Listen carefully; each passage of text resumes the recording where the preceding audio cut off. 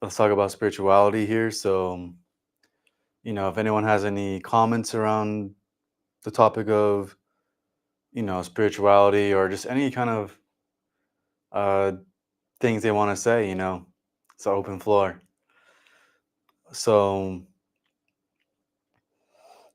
today though, I think a good topic to talk about is the power of alignment and knowing when things are aligned because, I think that's a very crucial in trying to even make something, right? Maybe you have some projects that you want to work on, or you have certain ways you're trying to go, and sometimes things don't feel aligned. And I think that's very important to understand when, like things are starting to feel more aligned versus when they aren't. And I would say it's quite mysterious when you're trying to discover what's aligned because sometimes things don't make sense and how they line up. So, like when you're trying to find that alignment, you'll do something with all of your effort and attention, and all of a sudden, like this very thing won't work out. But when you're aligned, sometimes it just happens on its own, and it almost seems like magical in a way. So, I think when you're consistently focused on what's aligned in the moment, these are, I think, clear steps forward. Is a way to word it. And when things aren't clear steps forward, sometimes you got to think about taking steps back. And, you know, when you take a step back, you're able to view things in a broader perspective. I think the symbol of an eagle is very telling when it comes to finding alignment, I think, because when you're zoomed out of everything and you're able to see everything going on within your subconscious process. I mean, it's conscious now once you bring it from the unconscious to the conscious, but when you're able to zoom out and see things from, the bird's eye view is what they call it. Um, that's exactly how you also find alignment, I would say, when you're able to zoom out, third person point of view kind of thing, third person point of view. And, but that's also crucial too, because if you're identified or attached to your own suffering, if you're identified and attached to your own pain in a way that's unhealthy, then I think it's easy to crash out, easy to lose control, and that is embarrassing sometimes when you're not able to keep control. So alignment means clear steps forward, and it means like you're able to sort out how much something is and what are the steps to take moving forward into that very thing. So that is a one key thing when it comes to alignment. And also it comes to quality as well, like paying attention to the quality of just everything, right? From the work you do to, like Michael says hello key, hello key cute ass stud. That's funny. And he says, yo, let me join. Um what you want to talk about, man? He said, yo, let me join. We can talk. But yeah, let me see. Guys, let me know what you want to talk about. So, do you play soccer or something, or is this see number 9? Oh shoot, I'm like pressing buttons right now. Let me see. Just goals. Yeah, you got some like goal. Let me see. 1 second.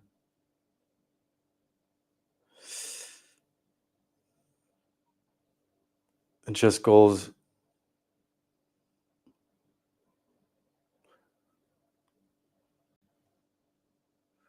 But yeah, like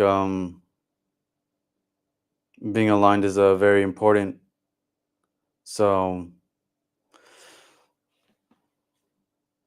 and I think everyone looks for that alignment, like things are just perfect, and then you're met with like you're met with resistance. Resistance is a resistance. You need the correct amount of resistance in your life, I think, and things start to things will start to unfold how it should. Um, it's almost like kind of it's like shaking the tree, right? When you're facing resistance, and the force of resistance will, as in we respond to or even resistance, right? Um, Sometimes, at least for me, when I've experienced resistance, I'm always either I want to go to sleep, it's like, all right, this is too much, and then I'm gonna take a nap, or it's like like you get angry, and or if you encounter resistance, then it's like you get what is it? You could get upset very easily because of how much energy you're putting into holding or holding on to resistances. Or it can propel you into like it can motivate you even more, and it can motivate you a lot when you're able to push through resistance. Negativity is a common uh common thing, from people's speech to their attitudes to but also things in life can be negative, and negativity is probably your ability to deal with negativity is like 100% the number one thing that blocks you from accessing what you really want to access. So when I see negativity, I'm like, that things are changing. I already get a feeling that yeah, stuff's changing. As soon as you get the slightest amount of negativity, that the presence of change is around you. So it's always as much as you can be negative about being negative. If you want to be positive about being negative, it's like it's like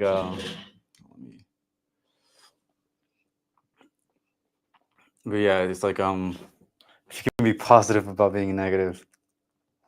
Colson says, "Love it." I know, right? I mean, shoot, always got to push through that negativity, man. It's crazy out here. Um, and I don't know what kind of negativity, because there's varieties of it.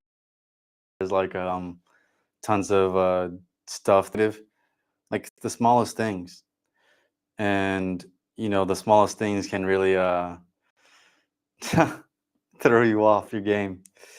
It sucks to be off your game sometimes. You know what I mean? Like to stay sharp and know that you can do something about whatever it is very important. Some people play a long game, some people play a quick play and quick burst. So you gotta like I think finding your own moving about is very important as to not fall into negativity, as to not fall into like despair, because despair and despondency, this is something that I discovered too, is like despair and despondency. These are two emotions that we can be ashamed of and in denial of sometimes, which means that like it's easy to be hopeless, right? It's easy to be hope, and the hopelessness leads to laziness. Most people are lazy because they don't have any hope and any sense of having positive action moving forward, and to play with the creative potentials that are in front of you are very is very it's kind of like the headspace to be in. So you're encountering negativity, and when you encounter it, it's like um, thinking of creative ways and solutions around that very thing is marks you, I would say, as a someone that's smart about what they do. Because yeah, negativity is always consuming. Negativity is drowning sometimes. So, but despair and despondency, these emotions can be very deep, and sometimes we're very blinded to like despair and despondency being our baseline, like what we feel underneath the surface. Um, because why wouldn't you want to take positive action forward, or at least find a place of inner stillness or an environment where it's clear, you know, and clear minded and serene. You have to ask like what consumes you and what keeps you down under. Because it's like you're getting someone's like pushing you under the water. Sometimes it's like, who is this invisible force that is like basically drowning me in the seas of negativity.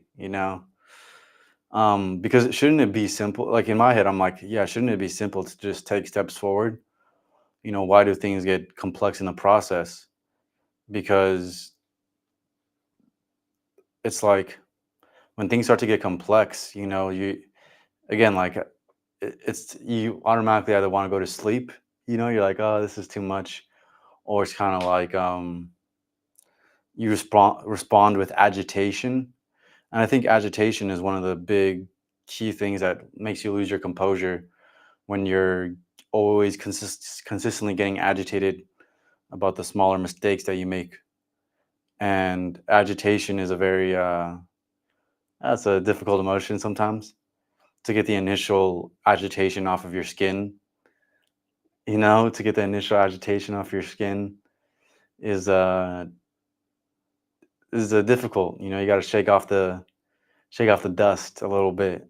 You know, shake off the dust, remove the cobwebs. I mean, but yeah, small steps forward. And but like it's kind of like the same thing where you're going hiking, and when you're going hiking, it's like you just a whole trail that you're embarking on, a whole journey. And the deeper you go into the mountain, the more things get more mysterious, or it's untouched. And when these things are untouched, then you're like, oh, like you have to kind of sort out like what is what. you know can find some new stuff out there, and it's just a matter of having to stay with the process that you're in. Young cholesterol says, what's up, man? We're just talking about negativity and pushing through it, staying positive, not losing hope, because despondency is a is an emotion that, again, I think people get lost in. So, oh, well, I think I'm positive. That's good. And we also talked about I make meme raps, try to make people laugh. Hey, there you go. There you go. A meme rap. Got the flows. But yeah, it's like, but we're talking about the process too of like creation, because it does require a little bit of negativity and being able to sort out through like unconscious things or negative things in your mind. So like, especially if you're trying to come up with a new joke, you kind of have to dig deep into what's really aligned, funny, and like kind of relevant to what's going on right now. Uh, how sure you got Donna saying, well, "How are you? How are you doing?" I'm excellent. I'm excellent. And it's a long time no see. Long time no see. You got the shades on, the shades on. But I heard they're doing crazy stuff over there in the UK, by the way.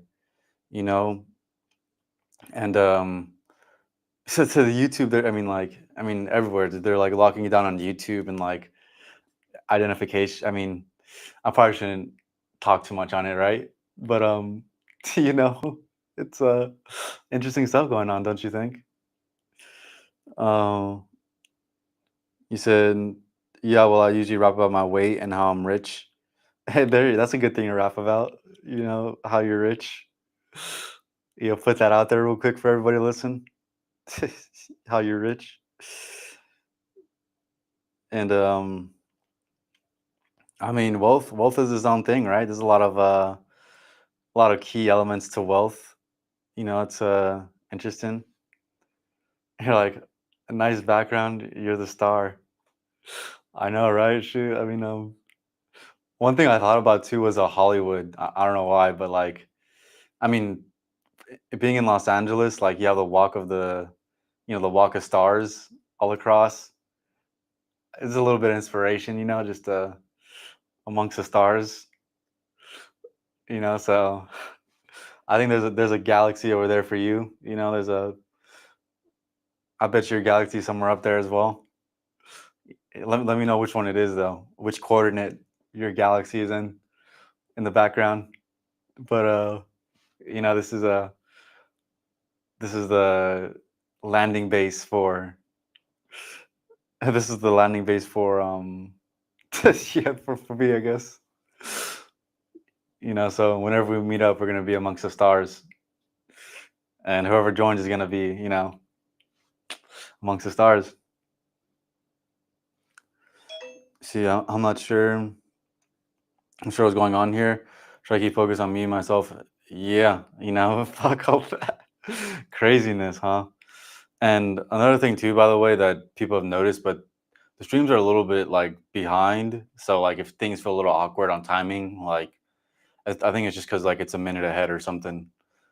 So just heads up on that.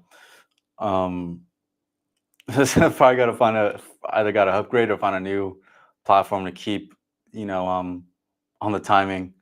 But we're using Restream for now. I still like its interface. It's very clean for streaming at least. Um,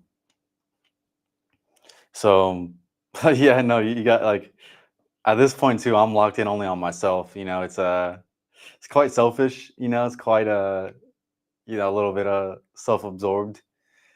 But it's too much going on for me to really try to keep up with everybody and everything. So yeah, there's a lot. There's a lot going on. So yeah, we know about it. We know about it. Um, but like the main thing though I've been focusing on too was like a lot of I've actually been getting into a lot of graphic design quite recently, and I've been designing a lot of things. So yeah, I'll show you a picture that I just took. It's a or this isn't graphic design. This is more photography actually. And I speak about photography. I'll show you a picture real quick. I'm only gonna flash it on the screen because it's interesting. It's an interesting photo. I'll tell you that. Interesting photo. So we'll flash it on the screen. But this one was. Let me see if I can. I gotta go through my library real quick. Um, yeah, I'll show you a photo of let me see. It's crazy how this photo came about. I mean, I might as well just show it right now. Let's see. All right, I think this is it. That's a quick photo that I'll share right here. Just like you can see how everything's blurred, and then the eyes are like beaming. So there you go.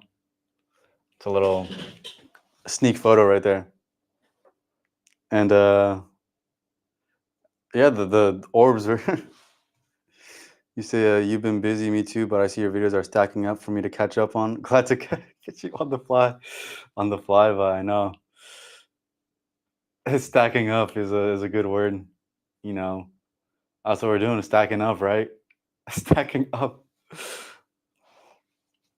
and Yeah, no, there's gonna be a lot of. I'm also going through a process of changing a lot of things. Um, but it's all under. It's like all behind the scenes though. Um, but yeah, I think I might show a few short films I've made coming soon. Um, so I mean, there's a lot of videos I haven't put out yet, and or at least put out to the public. And we're still designing a lot of things. So yeah, it's been a whole process trying to get together, um, or even making movies. Requires a lot of attention to detail, and it's like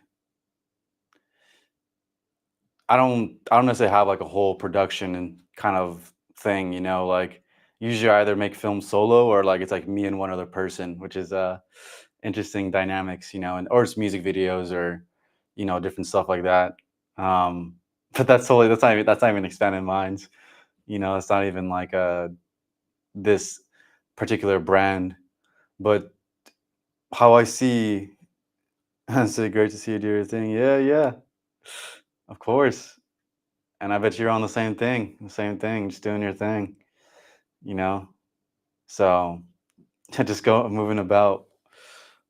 But seems like you're streamlined in what you do though. So, you know, uh that's where I'm at too, just streamlining, you know, trying to be less distracted and present. And because yeah, there's a lot of things to really narrow down on. And then there's expansion, right? So you have narrowing down and streamlining into, an expansion. So that's yeah, narrowing down, doubling down. I think we did doubling down like a month ago, and now it's just narrowing down, you know. So but yeah, like it takes some time to put some stuff together, but in terms of like what I do like in film wise, like for me, I think there's a distinction when I do film sometimes.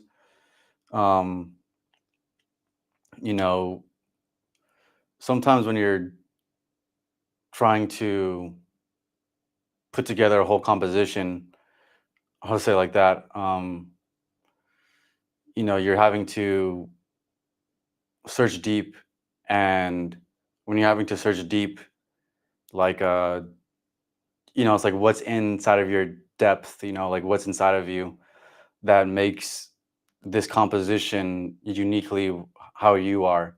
And the term composition applies to video, it applies to song making, it applies to um, what other things? It's like graphic design, all that kind of stuff. Like it all applies because you're dealing with a blank slate, and you're having to piece together different elements. And all these elements are like literal design elements, or they're like different softwares that run together kind of thing. And so synergy and everything's kind of it's a very open field, in the terms of a film and design, but you said you're tech oriented, which is awesome. I could definitely use your expertise. Yeah, if you want to say a little bit about like what I mean, if you want to talk a little bit right now, and we can talk later if you're serious about stuff like you know I mean, if you want to talk a little bit right now, like what expertise do you need in what kind of expertise do you need? I mean, I know you're quite creative too yourself, and camera, like photography. I think for people to even get a camera, like for you to buy a camera yourself, as a big step. Most people wouldn't even do that, even though they think about it, which is cool. Like you have your own camera, your own. But I don't know how much you are into photography, but you at least bought one. You know, I mean, you already talked about going out into nature and um, taking pictures there, but I don't know how consistent you are too with it. But it's fun, being able to capture different things because you never know, like when these pictures or when these um you never know when these pictures or when these things like will have value, or how it could mean something like 5 years down the line. You know, it can those photos can mean something 5 years down the line. It could mean even right away. It can mean something. You know, um, because it's history, right? And things age with time. Photos and can age with time, but your smile tells me you got it going on. You're in creative flow. Hey, yeah, just don't mind me. Just doing my thing, you know. But yeah, no, creative flow is important. It's like I mean, I kind of use Christian terminology too to describe a little bit of how the creative flow even opens up. But it's like an anointing, when you're trying to get oil out of an olive, you have to crush it. You have to like literally, I mean they use different grind like a different device to really crush the olive, but it's a very hard exterior, and you have to like crush that exterior to release a certain oil from it. So I think the flow of creativity comes when you like you can crush yourself in a way, you know, and you see more of a. I think the way that things are almost psychedelic sometimes. I don't know how to describe it, but you crush yourself or you push yourself intentionally, right? Like there's a difference between like doing it because you're, like there's a difference between unconsciously doing it and consciously doing it. Like I know that I'm consciously engaging that level. Um, saying I enjoy taking pictures, but also to take them more on a professional level for the things I sell. Yeah, yeah. That's great. That's great. But professional level though is different, right? It's like clean, simple, precise. These are things that most people will look for. Um, but professional level like is could be corporate setting though. I think there's different kind of professional levels. I would say maybe. Let me know from your point of view how things are. But I'm just speaking from the outside. Um, but professional level, like it seems like it would demand like clean, precise, simple. Um, you're like, yeah, going with the flow, but it's with intention. Yeah, yeah, exactly. So, but the professional level though, like it's hard to tell also who defines the professional level too, because like you can technically make your own style and it's memorable and people will pay you for your own style, and you're like, oh, branching out with my own website, etc. Oh, that's funny. It's funny you mentioned making a website. Are you making your um are you having to code it, or are you using like Wix or Squarespace or whatever platforms are out there? Because web design gets very complex.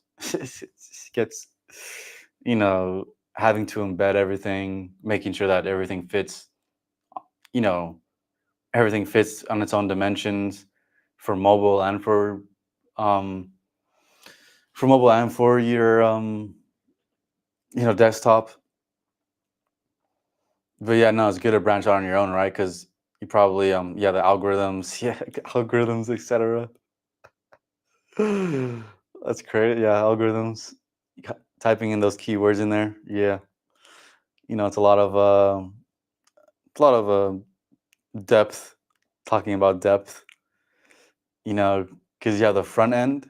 You have the front end, which is design, like, and then you have the coding part of it. So those are two different skills, right? You have to first be a designer, and after that, you have to be tech savvy with the coding. And like, there's And then there's different softwares out there that will yeah, that will make your life easier or harder, or not even harder, but it's just you have to know more about either coding and stuff like that. Yeah, yeah, you're saying basically every aspect, like learning as I go. Learning as I go, watching hundreds of YouTube videos. Yeah, those 100 YouTube videos. At least 100. Like if you're not at 100 right now, I think whoever's watching, if you haven't watched 100 YouTube videos back to back, trying to learn something, I think you're kind of behind on the 8 ball. This is a this is that's the key right there. Watching hundreds of YouTube videos to finally, get it down. Yeah, because I bet you value your independence too. Because professional setting is very good too. There's nothing wrong with that, but also it's quite as enjoyable. It's quite as enjoyable, when you're able to, you know, do something for yourself. And you're like, exactly, we'll have to drop you an email and we can chat. Yeah, for sure. Yeah, for sure. But I'm also just like you, I'm like, I've taken it serious, the whole process of like graphic design and video making and all that kind of stuff. Like I just found myself getting serious with it more and more, and that's just how it is. Like pick a road, as they say. Don't waste time. You don't pick a road because time is always running out. Um, yeah, let me know. But yeah, cool, cool, cool. But I mean, either way though, like, what's a little bit of your style? Maybe I can ask you a little bit of that right here. Like, what do you value in your design? Do you like like what's kind of like a style of yours that you think is a reflection of who you are? Like, do you think clean? Like for me, the first thing that comes to my head, just kind of going off the flow here, is just like for me, I see like a clean violet, like a misty kind of look to you. Like that's just my first thought, but I don't know if that's particularly like how you would stylize just your just overall like maybe a brand or social media. But no, in my head I get like a clean violet. That's just the first thing that comes to mind. But mine's always been space, just out in space, playing around with that. Um, because I like the spacious element. I like the feeling of like being uh an empty space where there's like nobody, just by yourself, but it's like peaceful and empty in a way. But then there's also the wonder of the galaxies, and stuff you can get into. It's kind of like that overall concept is kind of like also if you look at the genres of my podcast, like it's different genres. So, in every different star there's different um every different star there's different lights, there's different intensities, there's different whatever it could be, right? So I see stuff as a reflection, as above, so below. Those are the concepts, and sometimes you just take a concept and run with it. And that's that's a little bit of what I see when it comes to that. But there's a lot of tools out there. How do you feel like when it comes to making a decision? For example, like if you're trying to make a decision on a subscription or some kind that'll help boost your business forward, like how do you think how easy do you think it is to make a decision with all of the softwares out there for you, Donna? Because there's a lot of like it's sometimes buyer regret. I mean, buyer regret's a real thing, right? When you're um, when you're looking at all the softwares and you realize that this one isn't up to date, because there is a consistent, even right now, there's a consistent output of You're like vintage, naturalist, naturalist, and mystical vibe. Yeah, okay. A little I like that. Vintage, naturalist. Yeah. Clean. Yeah, yeah. It's different. It's like a recollection.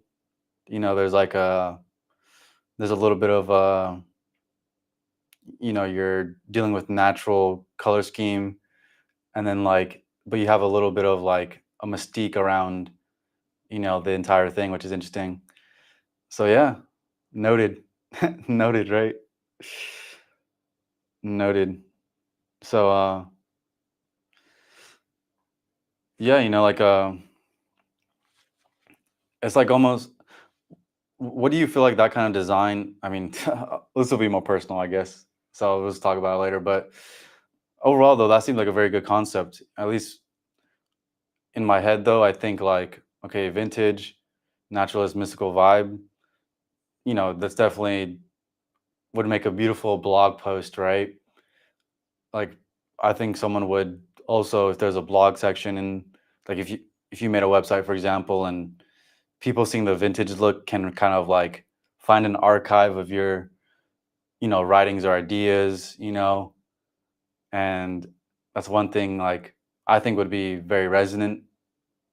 um so there's that, naturalist, out in nature. Yeah, it's like, I mean, I don't know what it'll be specifically for, but there's a lot of it's interesting though, because when you're out in nature and you're out, you're dealing with cleaner color schemes and things like that too. um you're like going to have to find the balance of it, of like, you don't want too much mystical, because then people will get thrown off of like what's professional and what's not. And you don't want to be too like natural to take away from your mystical element. You're like, the software that's available would be where you come in to help. Ha! Yeah. It's funny. Yeah, no, there's a lot of updates, a lot of different things. Um, and yeah, everything's under budget too, so paying for value for, I think what's important also when making a purchase in anything is that you feel like the value matches the quality, and also that you don't underestimate, like, some softwares take time. Like sometimes especially right now with newer stuff coming out quicker with AI. Like, it's finding the balance, or it's either you're betting on a company earlier and they're improving their stuff as they go, which I've seen, and then there's like they're already good and established. But obviously most buyers would pay for something that's already established. Um, so yeah, it just depends on. I mean, different areas have um, different niches, software for websites or software for editing. They have their own kind of ways of buying. You know, you're like, oh, I think it's always about trial and error with experience. Yeah, trial and error. It's also like timing, timing as well, and where people are at collectively, and there's a little bit of because I think too, like, it's like knowing your worth behind it all too is like super important, because like if you're starting out with or I think if you're starting out with insecurity, which I started out this podcast with tons of it. Like, I was thinking to myself like, I don't know what to do, blah blah blah. But then once you're kind of grounded, and you're rooted, then it's kind of like, oh, actually, I think I'm actually worth quite a lot. Or, oh, like, oh, okay, like, I might um I might need to put in some more work here. And maybe I need to fail a little bit more to get more clarity. Um I mean, it's kind of hand in hand kind of saying. So, could be worth a lot. That's the thing. um, yeah, and experiences too is important. Um, and I've seen people first. I mean, think of it too, right? It's like some people do things the first time and it works out. You know, um, like it's a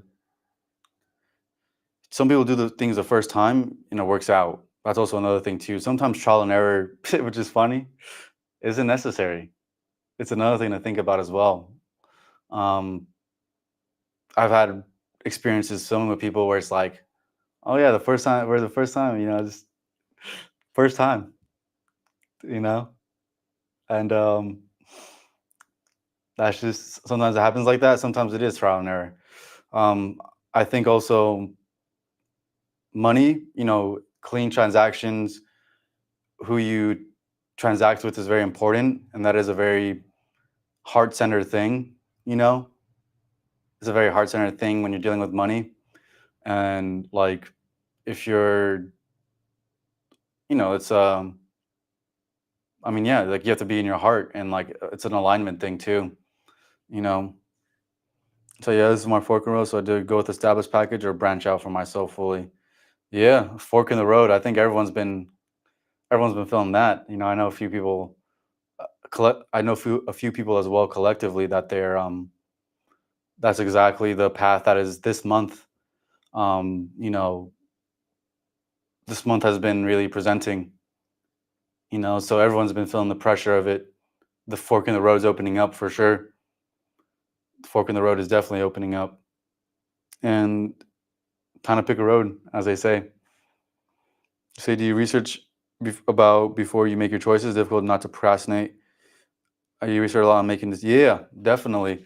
Some of it is intuitive. Like some of it is like if you just know, and like that's a practice too I've implemented in my life is just paying attention to my heart and the feelings of my heart.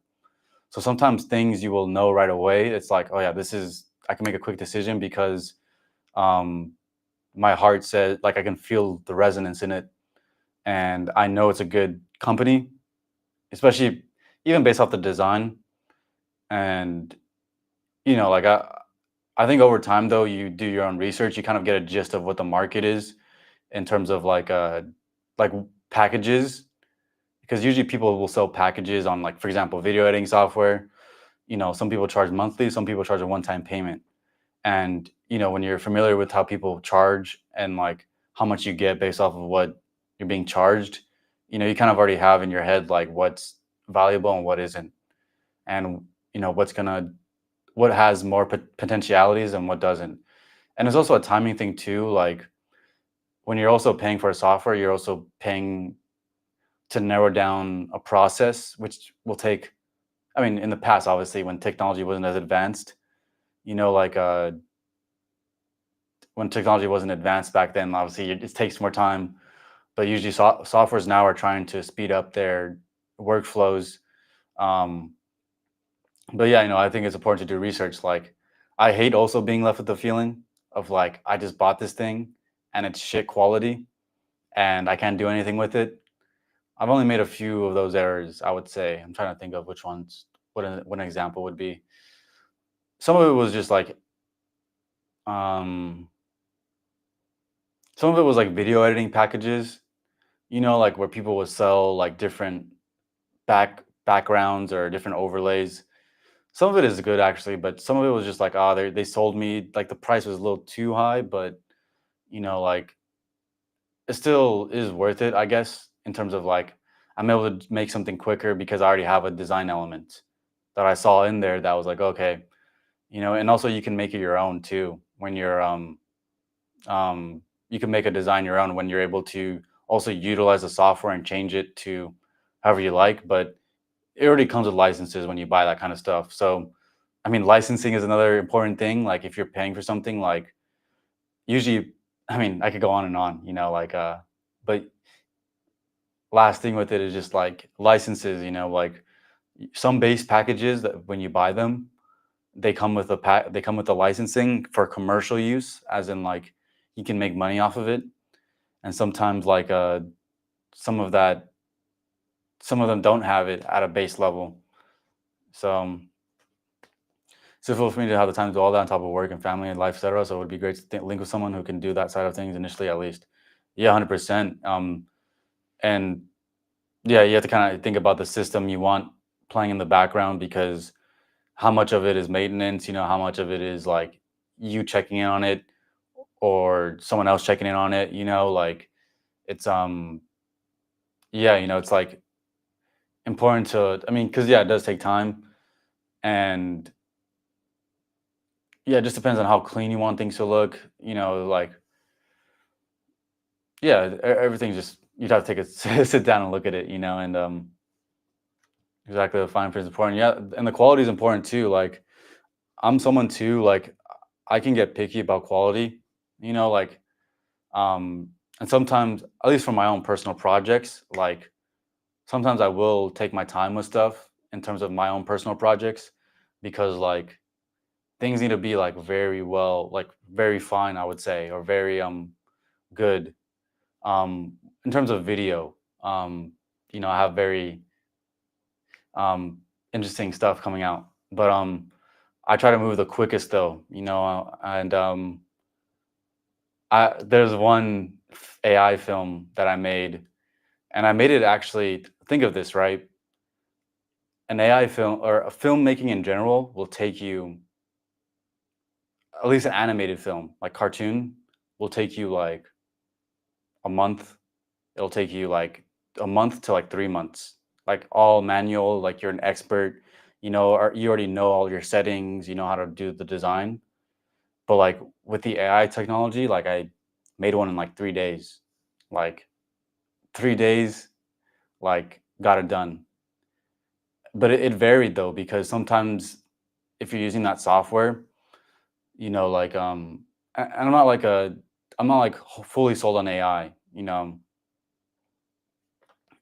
like you say, for me, I'd rather have a human advising rather than AI. Using AI later down the line as an additional tool. Yeah, no, definitely. We have all that, but I've used a lot of tools, um, that are AI and that aren't AI, that are manual, aren't manual, and I use Adobe. I don't know what you use. You probably have like Lightroom or something, like Adobe Lightroom, but I use Creative Cloud and Adobe, so there's a lot of cool things you can do with it too. You're like able to make advanced effects, and you're able to make pretty good videos. Um, but the point with the AI thing though, because I'm not like promoting it like in terms of like, oh, we should use it or something like that. But it's like, I'm just saying though, is that their workflows are getting narrowed down quicker, like people's workflows. And again, like I don't I don't think maybe people understand how quick like 3 days is. Like to me, that is the most like craziest thing. 3 days you make a film by yourself. 3 days, you know. Um, you said I created my two hands, yeah. Um, but also at the end of the day, though, like making a film, right? It still has to be good, Like an AI can't necessarily make it can make a decent film, but like it doesn't mean it's a human film, and it doesn't mean that it's good, So that's that's part of it too. It's like I enjoy making films from scratch. I'm working on stuff too that's by hand, and by hand, no AI. So I can do both, for people that are gonna be hating, for people that are gonna be like, oh, this is all AI. I don't need that. I don't need that AI to make a good video. You know, I don't need that. I don't even need to look up. I don't need to look up anything. Like I can do it all from here on the dome. Um, but there's different tools out there. So the premise of it is just, sometimes I make films and I play around with different softwares. There's another also organic, software out there. I mean, I'm not gonna get into it, but there's a lot of organic softwares to make movies that are free. See, I have no idea what the user time frame for that would be, but if it assists you towards your goals, then it's great. Yeah, I mean, time frame too depends on the quality, right? Um, because if you're dealing with quality, right, it's layering and it's like deep layering and it's speed also of editing, like usually at this point I'm like I can go like like you get enough repetition on stuff and like you're just like switched on, like your hands are like a pianist, when you're when you're cutting stuff up. But like yeah, no, it's like I have no idea what the user time frame for that would be. Yeah, like a short film again and with AI would take. I mean, with regular software would be like I would say around a month for a basic one, but like with 3D, like a whole scene, that's like 3 months. 3 months of hard work. So 3 days is like what the fuck? That is crazy. But but yeah, you'd have to see the video to understand. Like when it comes out, or it already kind of is out. But when I announce it, it's it's a crazy video. But yeah, I'm not also like I have a few videos too that I recorded, that I'm still like it's in the vault, and also like they're let me see. Maybe I could share one. You're like, yeah, there's more time to do other things too. Yeah, exactly. I can like make that and then learn something real quick and then go back to another thing, and maybe I share. Let me see. What kind of footage do I have right now? What kind of stuff do I have? Oh, maybe I'll show. This is of a drone shot that I got from Let me see. I don't want to. I have a lot of interesting footage that I'm gonna have to like. I'm gonna look through right now. See if I can. Let's see. Got the library over here. The vault. Um. Let me see. I don't think people understand too, like how crowded how crowded my storage is now. So many gigabytes. That's another thing you got to sort through too. Is storage, um, how you store things. But usually though, people have good baseline storage. But there's cloud storage, like you can upload stuff online. And let me see. I have a. Oh, this one's good. I like this. Let me see.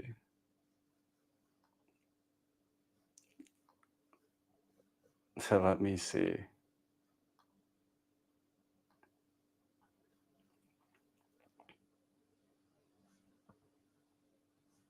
That's crazy.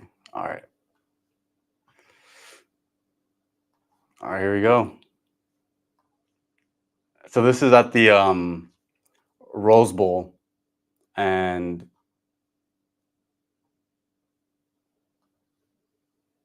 yeah, this is at the Rose Bowl. I haven't color graded it or anything, so it's gonna be kind of grayed out. But I was just flying this around, and no sound either. Look at look at this. That is majestic.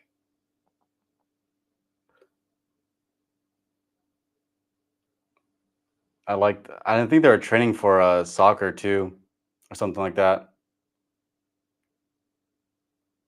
So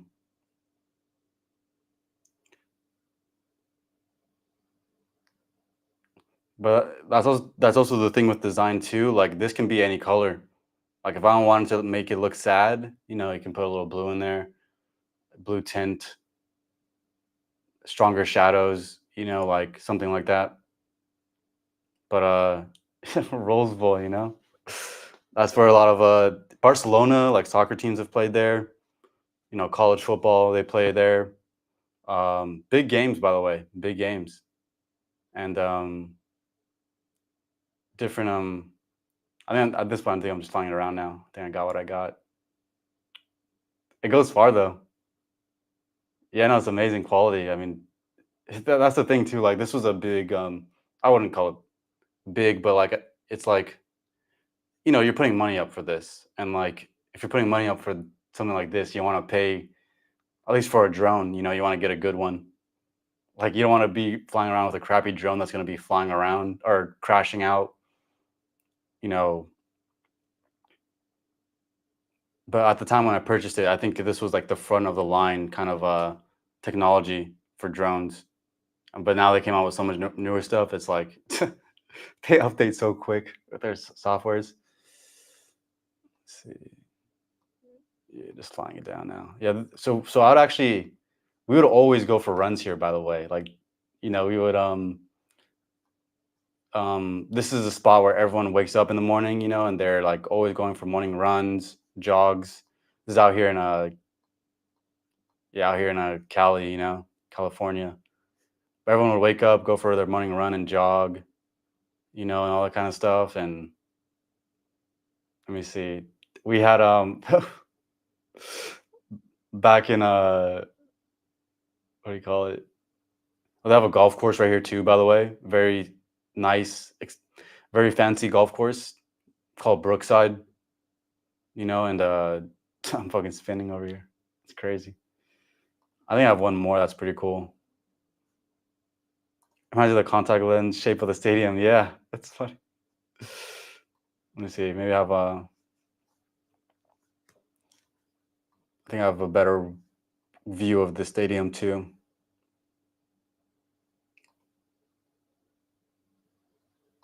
Just looking through it real quick. Oh, here we go. This is interesting. Oh my god, this is crazy to look back on. Let's see.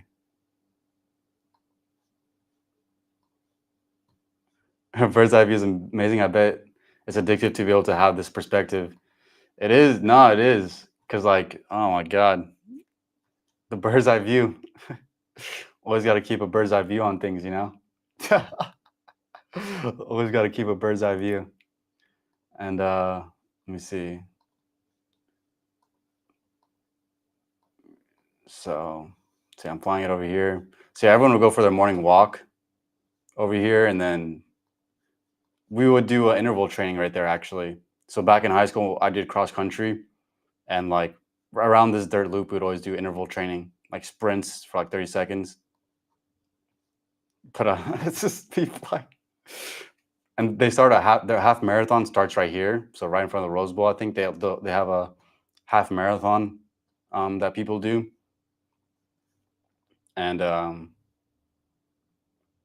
yeah, Rose Bowl.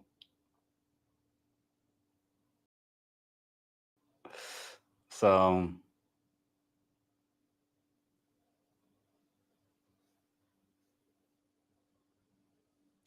I was like, what are they doing? It's like what soccer or something. I don't know what team that was. It's like private. I'm not sure if that's like.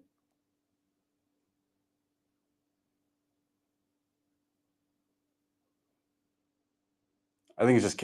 I don't know how you get into the Rose Bowl without being like a special team or special whatever.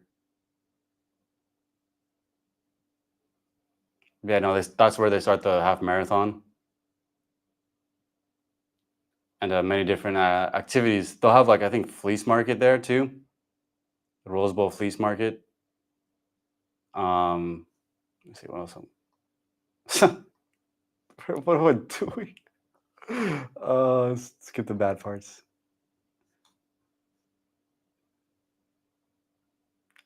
But yeah, it's a 3 mile loop, a 3 mile running loop.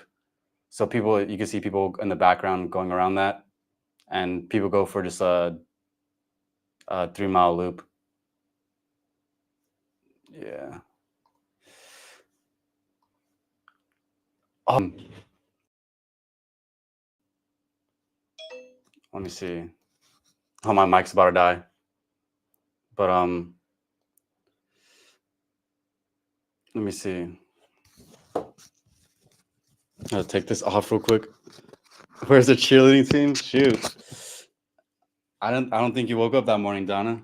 I think they needed you out there.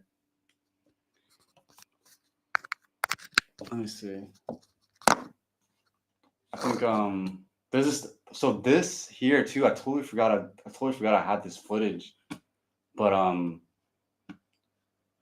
this, I think this no longer exists no more. If I'm I mean, I don't. This is might have happened where the fire occurred too in Malibu or near Malibu or something. Um, but let me see. So I think this no longer exists, but this was back then. I was like, so with a lot of artists that I would film with too, like I was like, we need to get behind the scenes footage of stuff. Like with some of the people, like I would get a feeling from some of the people, like like people that I would be around and film with. I'm like, oh yeah, these guys they're gonna kill it. You know, they're gonna be very big. So if you document the moments right now, like I think that'd be epic. You know what I mean?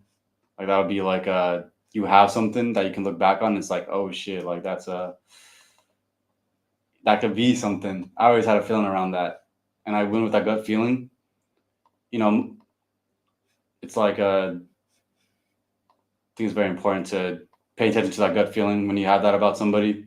You're just like, oh yeah, like you have what it takes, even though we may not see it right now, but like it can lead to. This is also an unreleased podcast episode, just to state this, like unreleased. Let me see.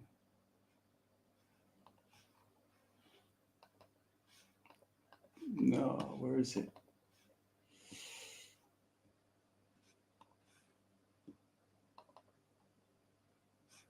I'll show you. Okay, I'll show you this one, but it didn't. This isn't the full view of. I think I have to download it or something. This is a little bit of it, but this is an unreleased episode. I would say, like we didn't even put this out for the podcast. Like Saved by the Bell. It's funny. Let's see, but they didn't even release this one. But there's no sound on this either. It's on a separate mic. But we're out there. Look at this. Oh my god, this is crazy. I'm like, this is all the stuff I have to carry for a video shoot. Wearing sweatpants at the beach. But we watch and we don't judge, right? We watch and we don't judge. But I think these houses, I mean, I don't know if they might still be there actually. But this is near Santa Monica Beach. And we're out here doing a podcast with a drone. So let me see. Houses look cool. Let's see.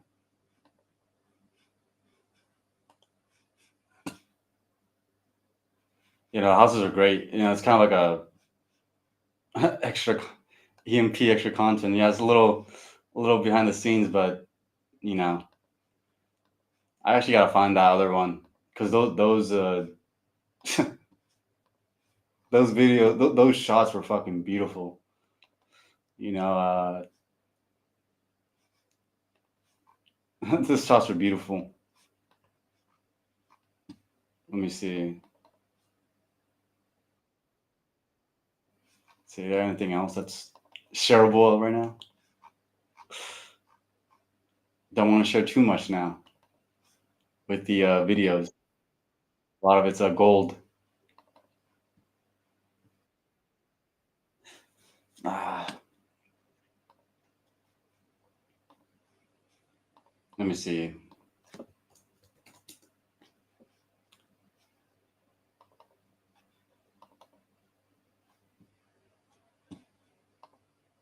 Nah, there's a lot of beautiful shots. Oh my goodness. Like, actually, I can see the possibilities with it. Imagine living on the beach and waking up to that. I know, right? Waking up to that. Waking up to that, you know? It's a surreal. It's a surreal feeling, you know? And let me see.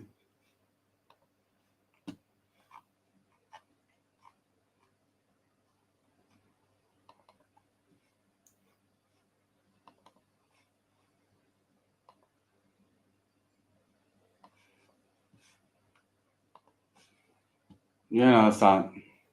I don't think I got anything else right now.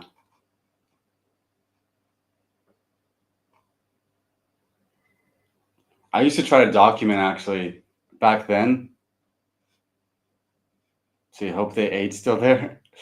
Hope they are still there. Yeah, yeah, it should be somewhere.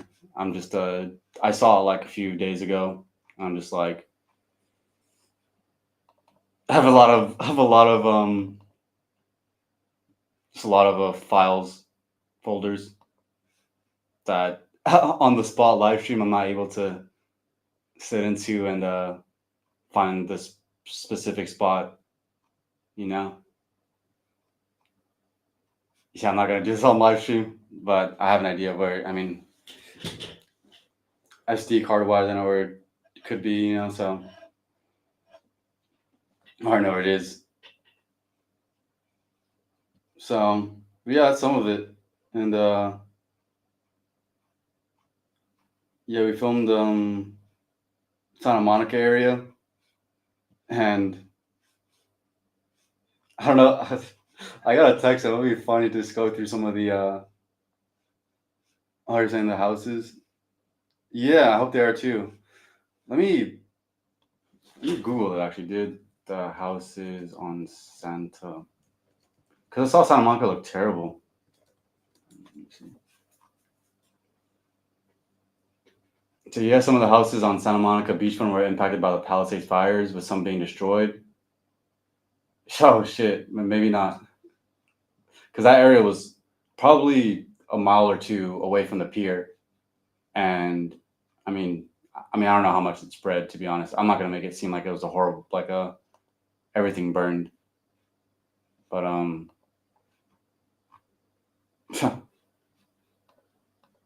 yeah, it's anyways, I, I'm actually quite curious too in the footage we shot too. Like, there's drone footage of also the reserve area out there that we got footage. I think maybe this one I can pull up for sure.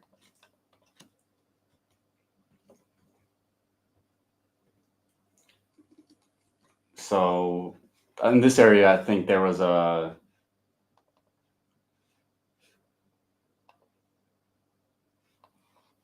we call it. I'm like having to multitask, but no, in this area, I think there was could have happened here too. The fire, and so it was part of the video we did where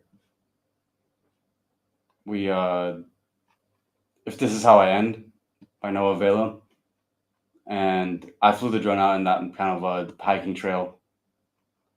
But those were difficult shots though. Like when I was trying to get, we were trying to run.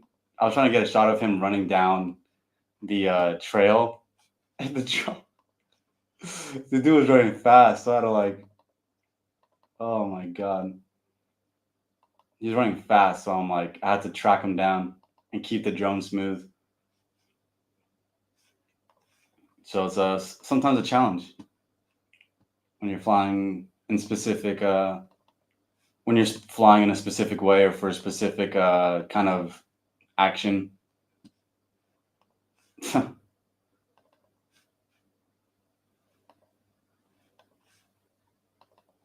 me see.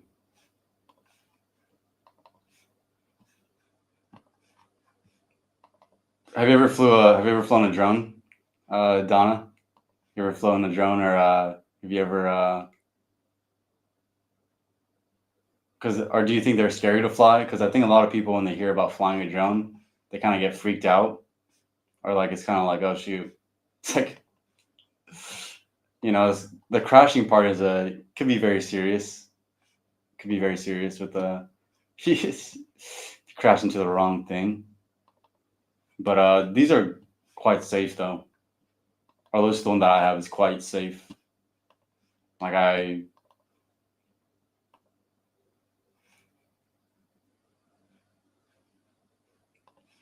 honestly, this right here, I want to pull this up real quick. Like testing your skills. Yeah. This one real quick though, I'm gonna share this. This is fucking look at this. This is a music. This is from the artist name is One Memo, but this is like a off. This is a you don't have to use a controller to do this kind of movement right here. The drone will automatically do it for you. I see this so right away talking about design. Like I see this as like an album cover or some. That's pretty fucking epic. I would say as like an album cover or like a and we also used to fly. You know, you used to or not fly, but you used to run up in those hills too. It's interesting area. Oh, let me stop sharing.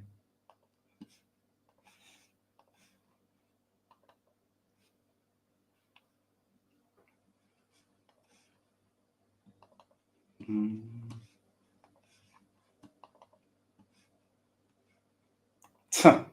Yeah, some of this footage is like interesting.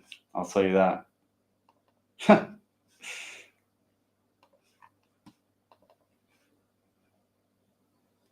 But I think the mindset though that I was in too at the time, or you're saying I haven't only the remote control helicopters, but I guess it's similar and way more fun. Yeah, the remote control. Are these tiny ones, or are they like are they because I've seen gigantic ones, especially at the place I showed you. People will bring their RC helicopters and their drones and fly them, and some of them are very high speed, or some of them are very like the people will make them themselves, and you know, yeah, people will make it themselves, and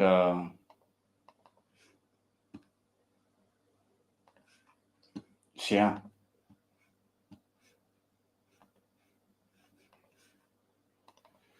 um,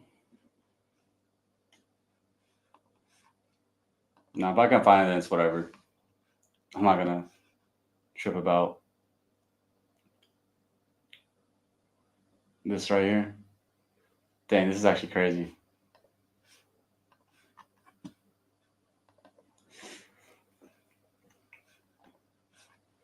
Where is Oh, here we go. Okay, I found it. Finally. So let me just filter through this footage real quick. I don't know if probably doesn't care about me showing his face, but whatever. Oh, this is beautiful. This is beautiful. This is you know. So this is I think maybe the fire happened here too in LA. It's just that's weird how we got drone footage of these two areas. It's crazy. It's weird.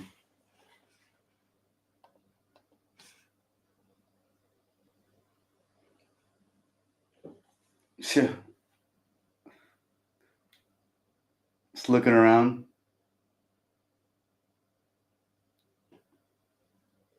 This is fucking beautiful. And the range on this is so far.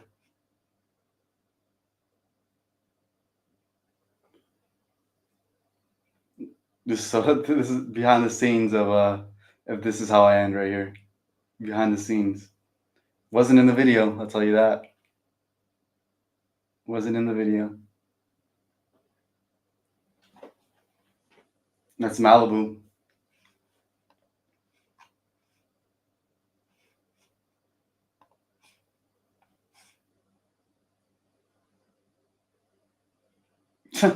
Flight back. Let me see. They might about to do a fly through.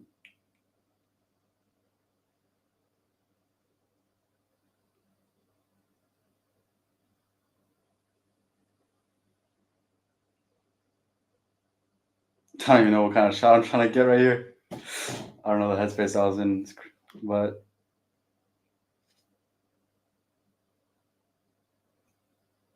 I think I was going for like a swoop down, under, and then through. I think that's what I was going for. Some kind of like immersive like video feel looks like. That looks like gave up. Did I give up? That is crazy.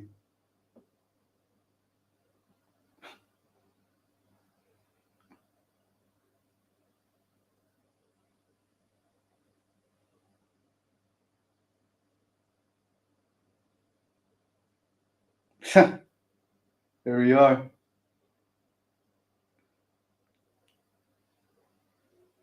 Oh my.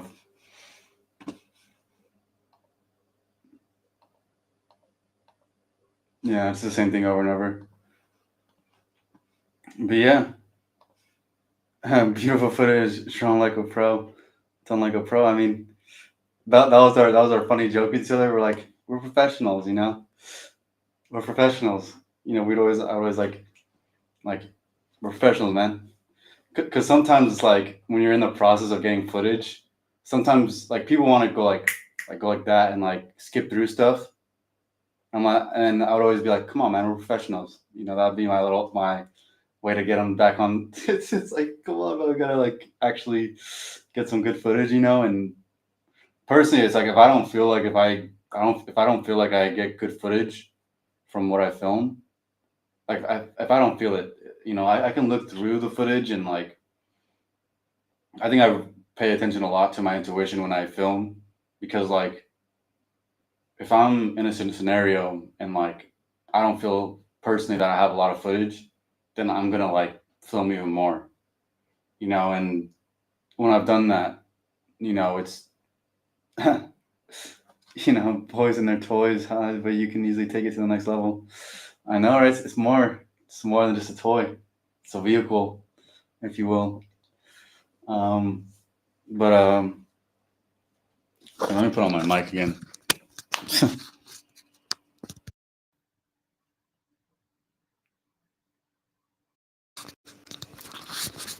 All right, should be good. But yeah, you know, little toy right there. You know, so we're able to do a lot with it. And I mean, you could take great photos. You know, great photos with some of the stuff. And actually, this is a photo, kind of a photo I can share too. Um, this is, oh man, if I had, no, I can't show that one. Let's see. So this right here will be of a place called Big Bear. And if people know Big Bear, like it's up in the mountains, and you know, it was up in the mountains, and it's kind of like a getaway. Like if you're in the city, Big Bear is one place that you'll go to for you know, just to get away from everything. But there's a lot of at nighttime it gets cold. All the bears come out. Like you'll hear like howling, and like it turns into another kind of a scenery. Like everything gets all dark, and all of a sudden like, here, let me see.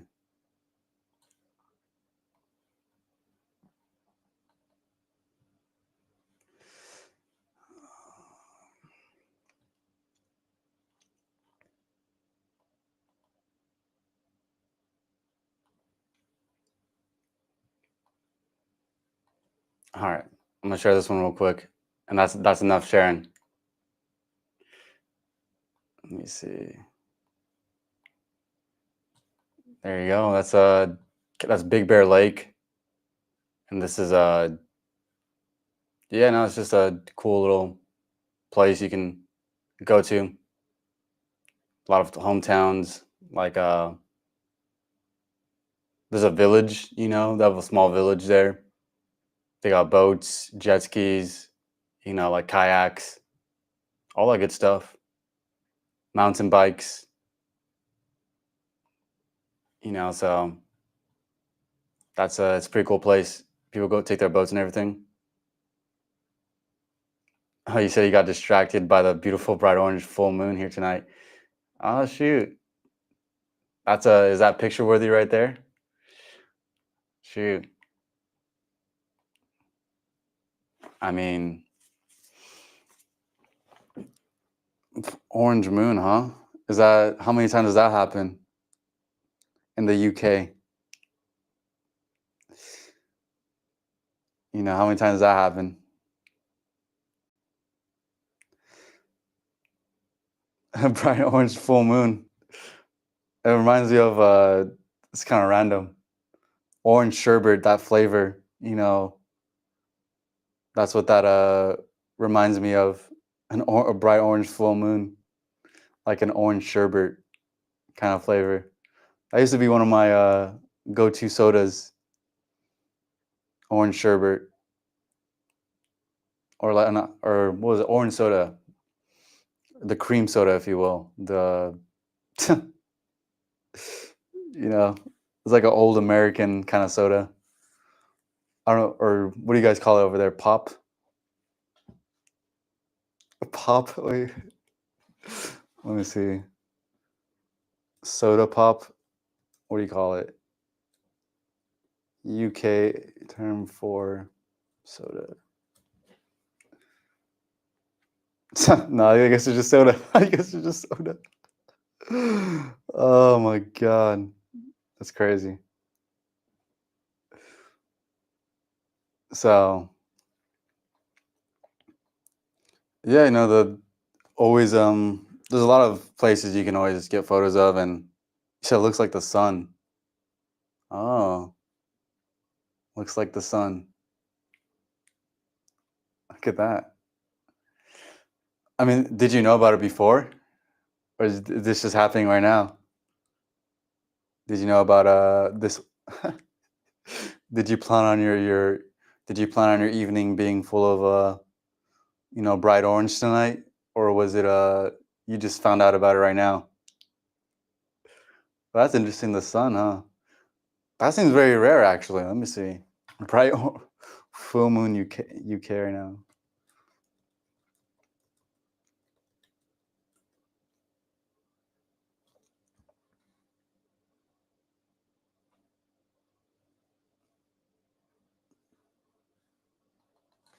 But orange color of a moon, I've never seen that. Maybe like yellow. Actually, yeah, maybe like a dark red, yeah. Dark red or yellow. But if you say it looks like the sun, that's another another look, another shade. So it looks like the sun. And is it hot right now too, where you're at? Like is it also like very warm in the nighttime? Like I just went to close the window and close the curtains and I saw it. That's a moment right there for sure. That's a moment.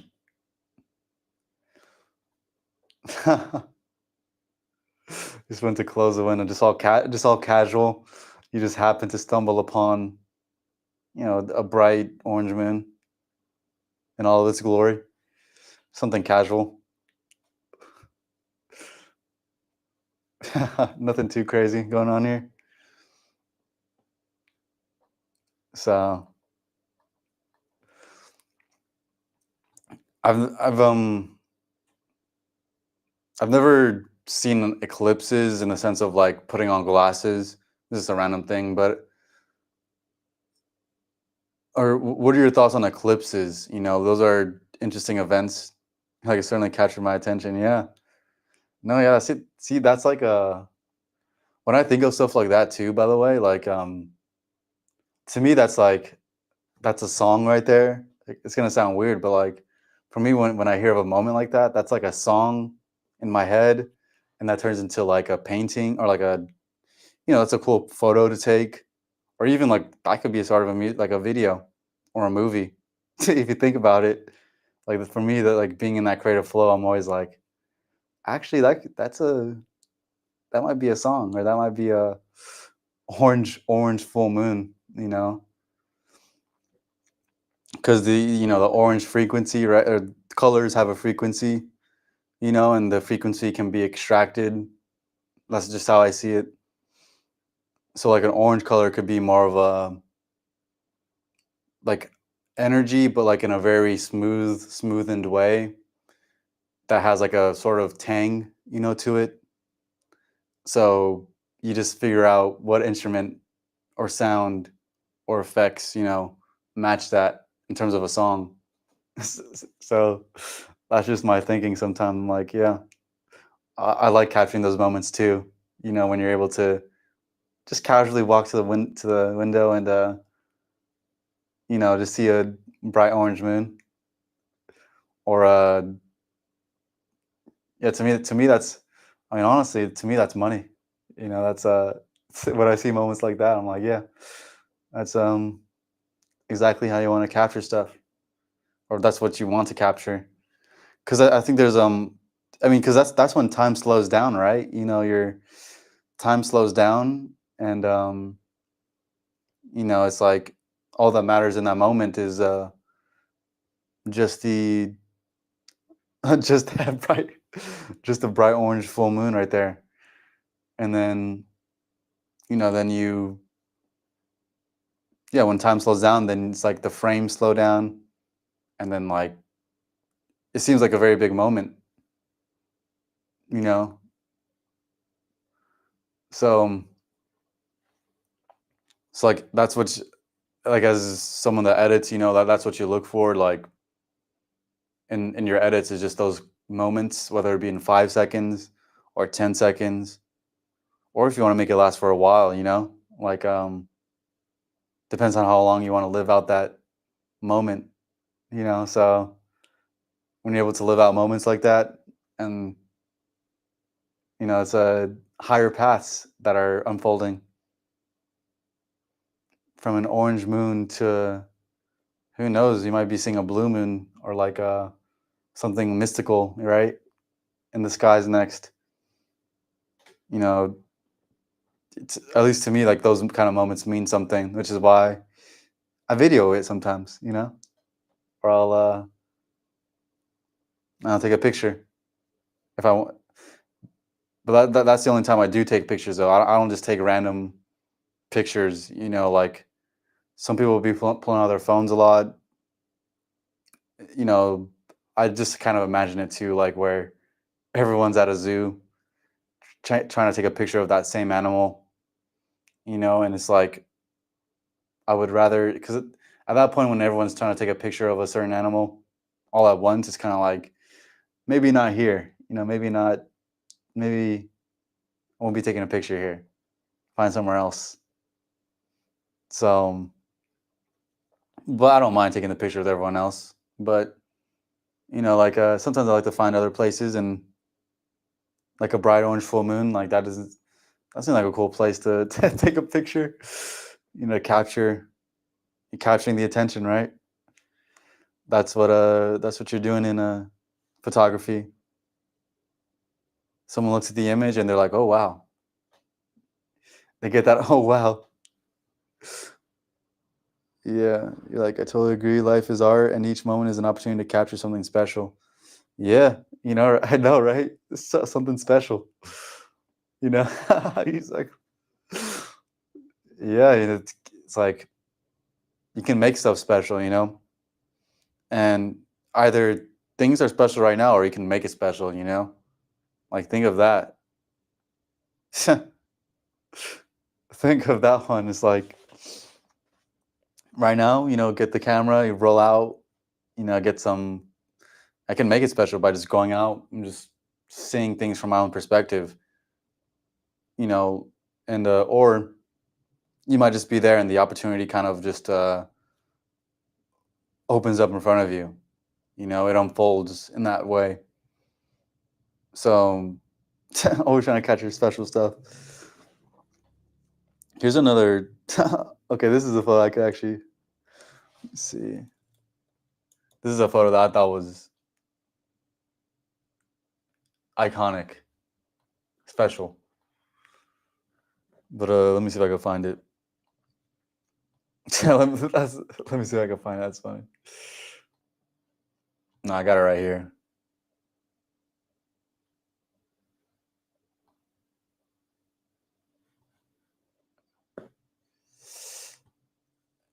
One second.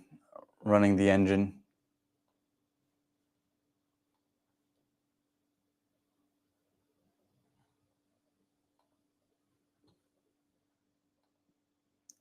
I'm gonna have to blur. I'm gonna have to blur something real quick. Blur.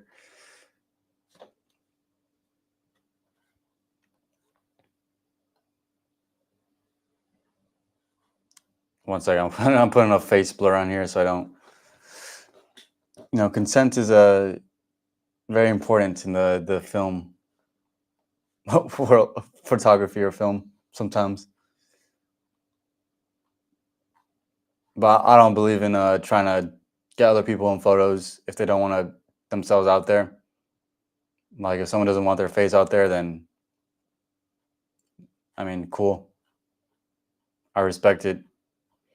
But let me see.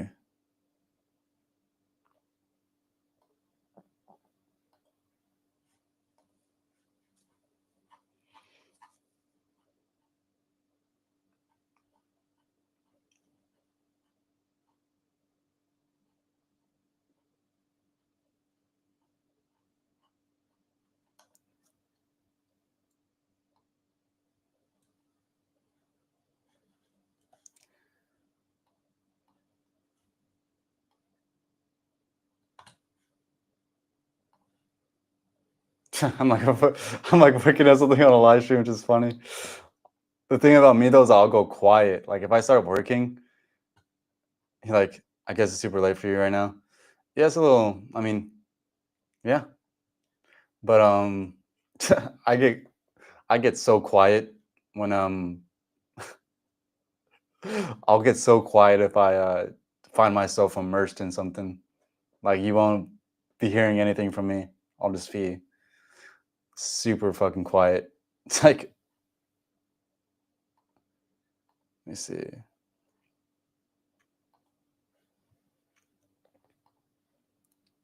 Yeah, no. So I gotta make sure I'm like keeping my attention in the outer and the because I'll go super inner. When it comes to working on this stuff, like I'll just be totally just Let me see.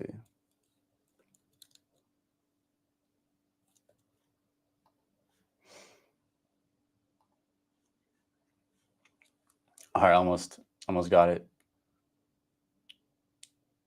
But it's surprising though, like once you learn the software very quick, that like how quick you can do stuff sometimes. Like yeah, if you can do stuff very quick if you learn it well, because there's a lot of layers again that you're dealing with, and it's kind of like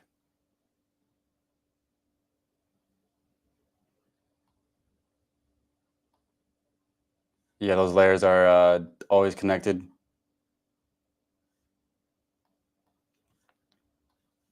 But yeah, so I'll just show right here. I'll just put a white circle for now.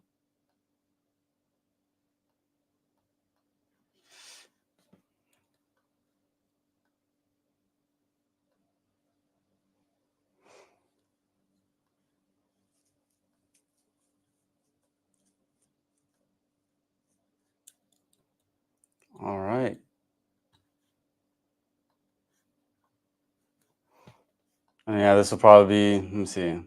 How long have we been live streaming? Hour 35. Okay. Yeah, I'm gonna head out soon. But let me share my screen now.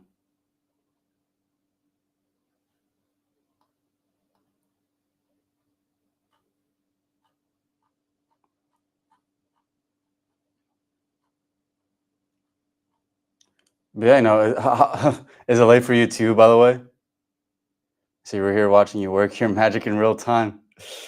You know, part of the recipe is being quiet. You know, part of it is being quiet, and part of it is yeah, attention to detail. Crazy. Here we go. Okay, I got it.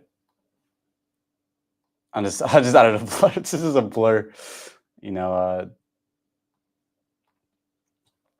this is from a short, it's from a short film that we had done, and interesting background, right? It almost looks like we're in space, but you're not. And then like it almost looks like I mean the lighting, it almost looks like a starry night kind of well, the background honestly is AI. I can also export it without AI, but it's just a clean like blue background anyways.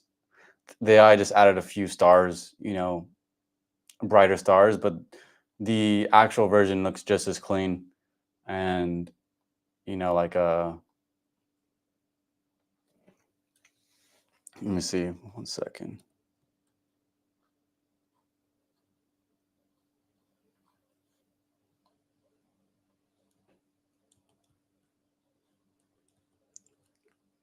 But yeah, I'll show you the version without the without the AI, you know what I mean? Can can also do that too.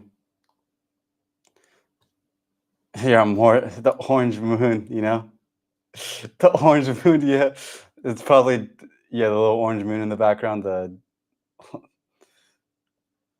but yeah, yeah, it's like we're on Mars or something, Just a different kind of film set right here,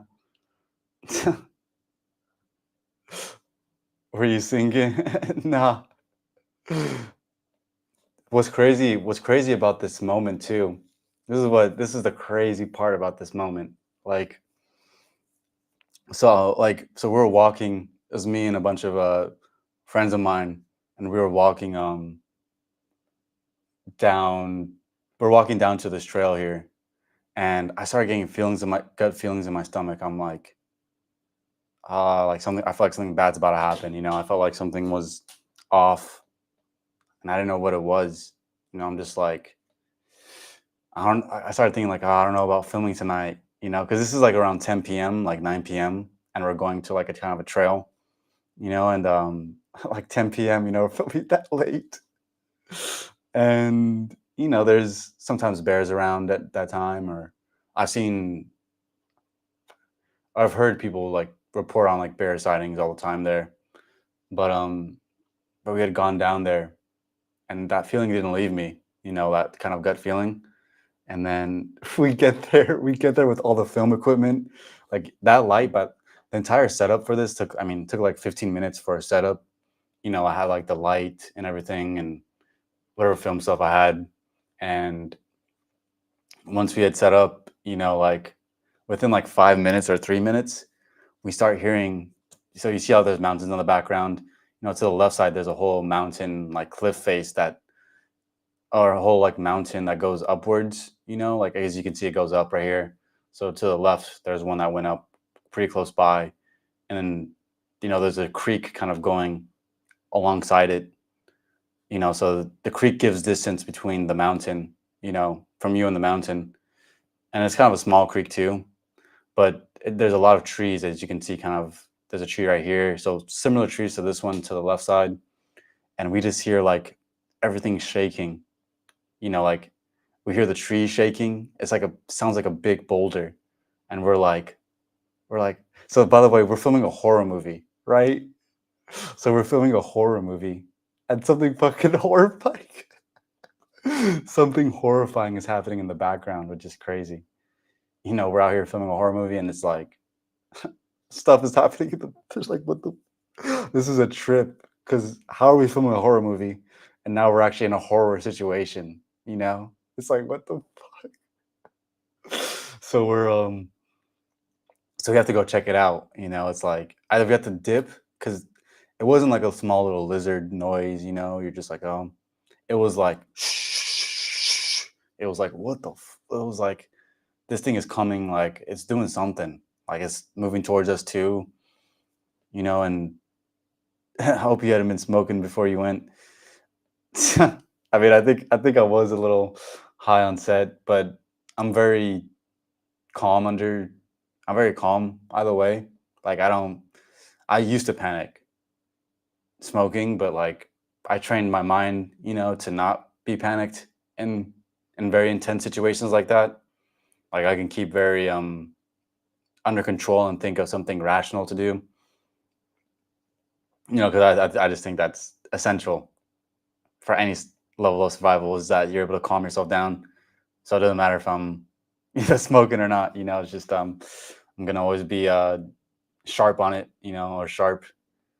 So, but but we were. I think I was. I don't even. Either way, though, it was like the whole trees and everything started shaking, and we were everyone's looking at each other like with wide eyes, and we're like, what the fuck? Like, what do we do? And everyone's like looking at each other like, what the fuck are we gonna like? And we had just set up like 15 minutes, so you'd imagine like taking down everything would be like crazy, and so that light was on too, so you see the light in the background, it was on, and we were like, okay, if we turn that off, like definitely, if that's a predator, like it would definitely try to do something if the light was off. At least that's what I was thinking. Like if we move suddenly, I think that's ultimately if that was a bear, it would come out. So, but we end up having to go check it out, and then someone that was directing actually led the. Yeah, I know, right? You went there with intention, and you got what you asked for in a way. At least you got some great. I don't think we didn't record the situation though. That's the thing. We It's legit one of those high pressure moments where like why I mean, I didn't think about pulling out a camera. We were thinking about pulling out weapons, but none of us had any. Like, I think that's what you should think of first is like what weapon you're gonna grab, and or what's your exit strategy, not like oh, this is content, you know. It's mainly with a bear though. I think getting mauled by a bear or mountain lion is probably not a fun way to go, and it's like fuck, but the director of that film actually went to go check it out, and we had to follow. I followed right behind him. He had a knife, and we've shown our lights on the cliffside or the mountainside, and we didn't see anything. And we're like, "What the fuck? This thing sounds large as heck, and we don't see anything in the trees." And we're just like, like, I mean, before that happened, yeah, yeah. Yes, for intention. Yeah, yeah. And like with the story though, like it was we looked at the mountainside and we pulled back out because we're like, okay, we don't see anything. So what it might just be rocks going down the cliffside, like large ones. But the thing though is that we didn't hear a thud, like it didn't hit the bottom, but it was stuff was moving up there. So it was kind of like, huh, I don't know, we don't know what that was. So we were just kind of very heightened in the moment, and we were just like, okay, we don't see anything. I think we're good. But that was our last. If we missed a day of filming, we would lose schedule, and we wouldn't get the film done. So we were in a high pressure situation where we're like, should we just not finish this film despite all the hard work we just did? Like, should we just abandon it? Because if we miss a day, it's kind of like no one's gonna be available on this. Like, it was like in 3 days, no one's gonna be available. So we only have 3 days to like finish up. So it was like either we had to not finish this up, or it was like we had to get it done there, even though there's possibly a bear or mountain lion lurking in the background. Um, because it wasn't like, and we were thinking too, like more deers and foxes. Yeah, we were thinking. I was thinking too, like, could it possibly be a deer though? But it's like it's coming from the trees, and I don't think deers climb trees, you know. So it was coming from the trees and then the mountainside. It was like, what the fuck is that? And then next thing you know, like we're all hit with this feeling of like being watched, which is such a mystery. You know, we're like, why do we feel this pressure feeling like something's watching us? Like that was a weird feeling about it, about the entire thing. Like something was watching us, but and then the sound went from the mountainside, so it came from the left side. If you look at my cursor, it came from over here, and then it started coming from back here now. So the sound had shifted, and this huge rustling of bushes over here now. And as you can see how dark it is right here, we're like, what the fuck? You can't see anything, you know? And so it's coming from back there, and we're like, you know, you get the negative chills with it. You're like, what the fuck what are we dealing with right here? You know? So, you know, at the end of the day, we're like, and nothing came out. And we decided just to stick with it, just to have balls about it and just like, all right, well, if it comes out, you know, we're just gonna have to deal with it if it comes out, you know, like whatever. Like hopefully, fingers crossed, you know, you don't run into any, you know, say we don't have bears in the UK. Yeah. That's I know, right? Thankfully. It adds some variables to your safety and how you handle your safety if there's bears in the background. Foxes are cool. Foxes and badgers, you know? You got the foxes over there. So yeah, that's a feeling you know you should trust. Yeah, I mean, we kind of just stood our ground. We just didn't care, and luckily nothing came of it. You know, we kept the lights on for sure as a way to let that thing know that there's still, you know, whatever that was, you know, we just left the lights on, and we had just one knife or something, one knife to handle it. Had my film equipment kind of could be a weapon, you know, and worst case scenario. But yeah, you know, it was one of those things where the safest thing would have been just to leave, but we wanted to get the film done so bad that it was just like whatever. Like we had worked so hard on it, it was just like, all right, well, we'll just die. We'll just die doing what we love, right?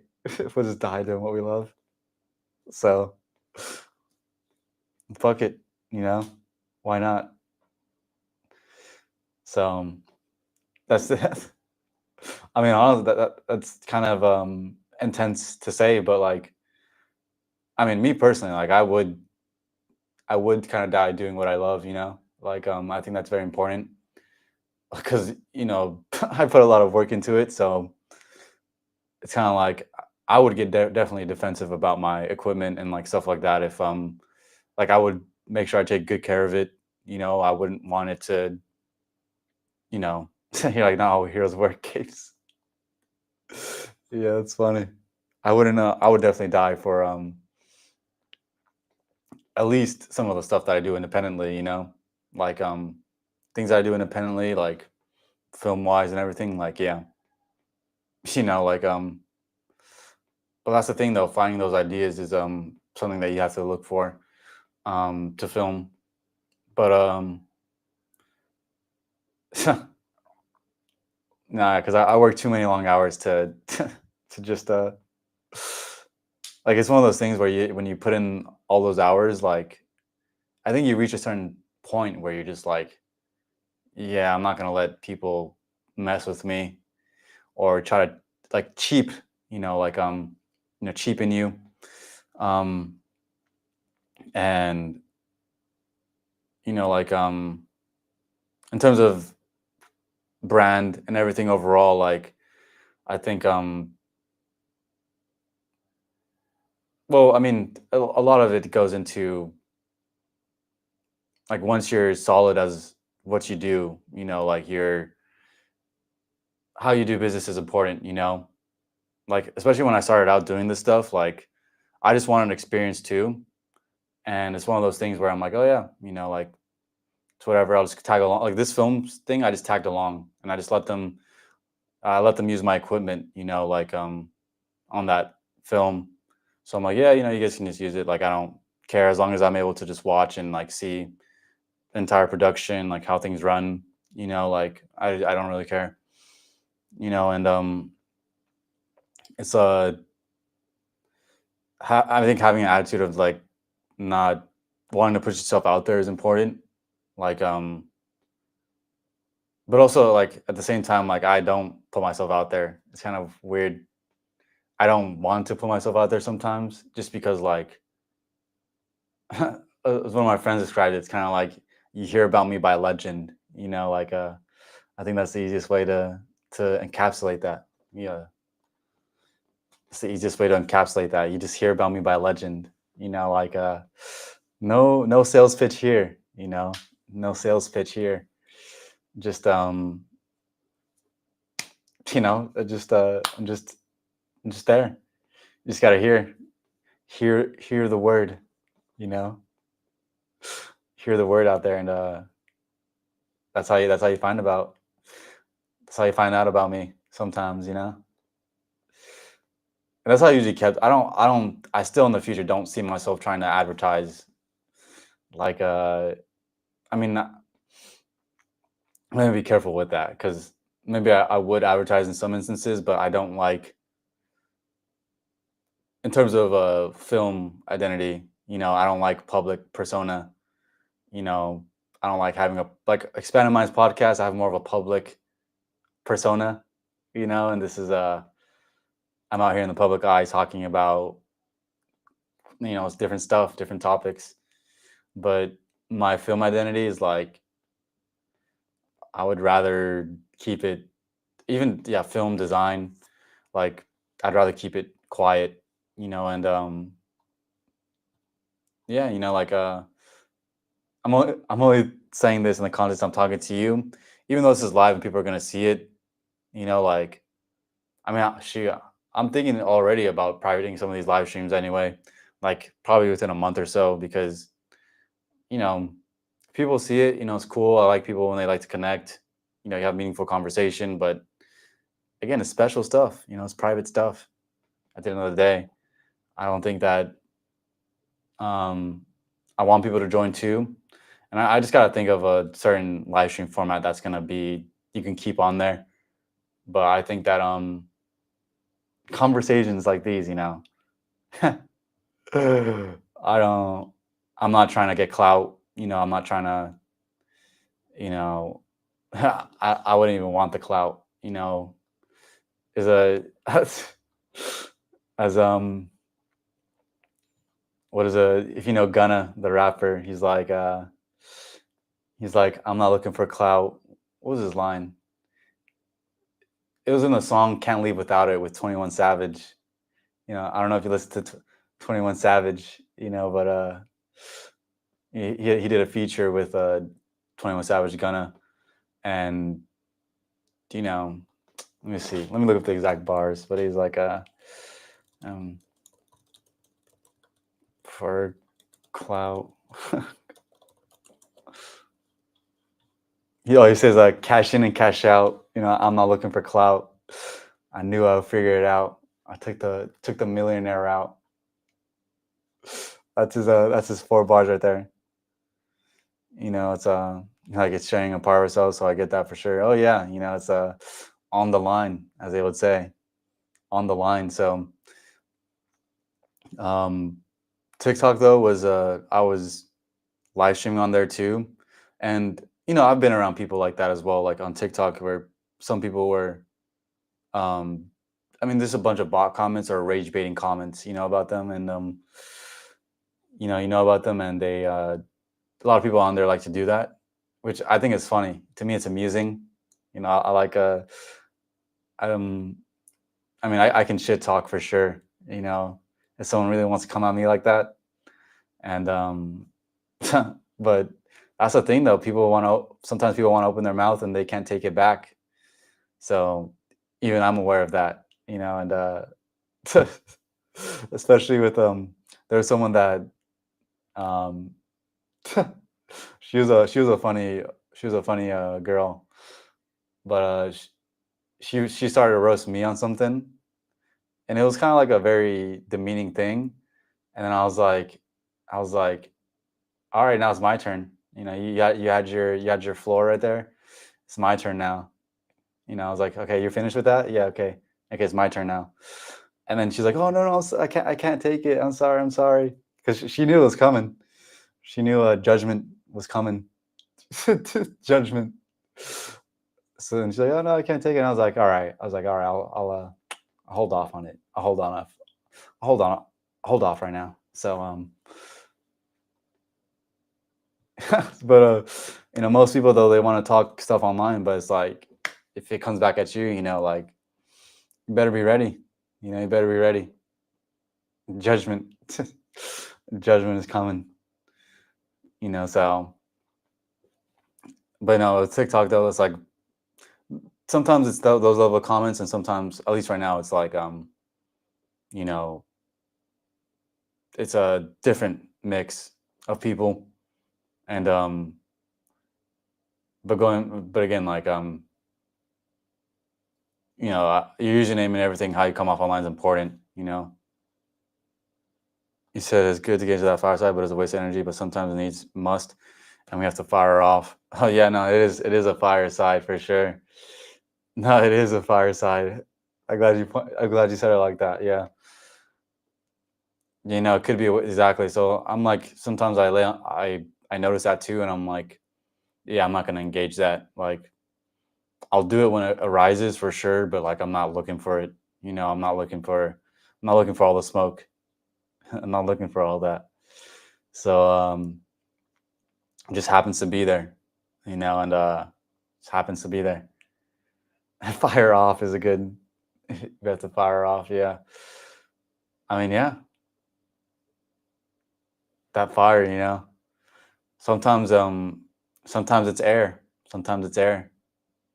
It's how you engage with it. Empty. Don't know where it's coming from, but it passes through. You don't know where it's coming from, but it passes through. Is just the way to word it, you know. And in terms of the, sometimes I don't know if this ever happened to you. Let me know if this has, but like have you ever had a I mean, probably has, to be honest. I mean, I don't know, but have you ever had words come out of your mouth that were like unbeknownst to you? Like, it sounds weird, but like, you ever had sometimes a word slip out and you after the fact you're like really probably like right after, when you say it, like you had a moment of like, oh shoot, like did I just say that? Like that came out of like a totally different, like didn't even see that, or I didn't even have that in my conscious. Like I usually don't use that word, and it somehow came out. Has that ever happened to you? Because I've had a few like where something smart or even sometimes spiritual will come out, and I didn't even try to um, think of it. Just kind of just kind of came out, and I was like, "What?" How did that? I don't even know how I said that, but um, it's almost like channeling in a way, but like not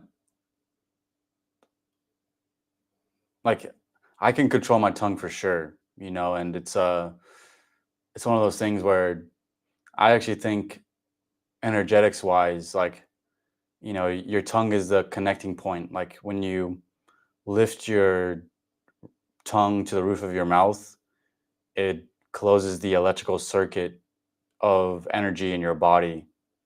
And when you close that electrical circuit, you can feel the energy move through your headspace. So when you control your tongue, you have a certain charge to you. Um, which is good. You said mainly it happens with my writing, like channeling. Yeah, you got to channel. Yeah, yeah. That's one thing. Yeah, exactly. With writing, so your hand to paper, or from thoughts to the structure of your thoughts to writing it down on paper. But usually it happens like instantaneously, right? So you're just writing and without thinking. And you said it, and I wrote it at the same time, channeling. Yeah, yeah, yeah. It's kind of like channeling. It's like it's also yeah. I mean, that's what I also do. Like some of the videos I filmed too, by the way, were just like on the spot. It's kind of channeling thing too, where like again, no plan, no strategy. You just show up with the equipment, and then you're just in the moment, and it kind of just happens. Really, you're just like oh shoot, let's try this out real quick, or oh, let's do this thing real quick, and then you're just like all of a sudden you end up just knowing like every single moment, like how to do it. It's a different headspace. Yeah, it's connection to your higher selves. Yeah, for sure. Yeah, like yeah, just when you have that inner knowing, right? It's like it's easier to navigate, without thinking. So like you said, like firing off too, like or like or in the sense of engaging, with that fire side, and but sometimes you have it in the wrong area. You know, I think starting out something, if you're gonna get into like for example, if you're gonna write, um, I think internally you better know that's gonna be fire, right? That what you're writing is gonna be it's gonna be fire, and that so that's that element, and then you can get into like a certain flow after that.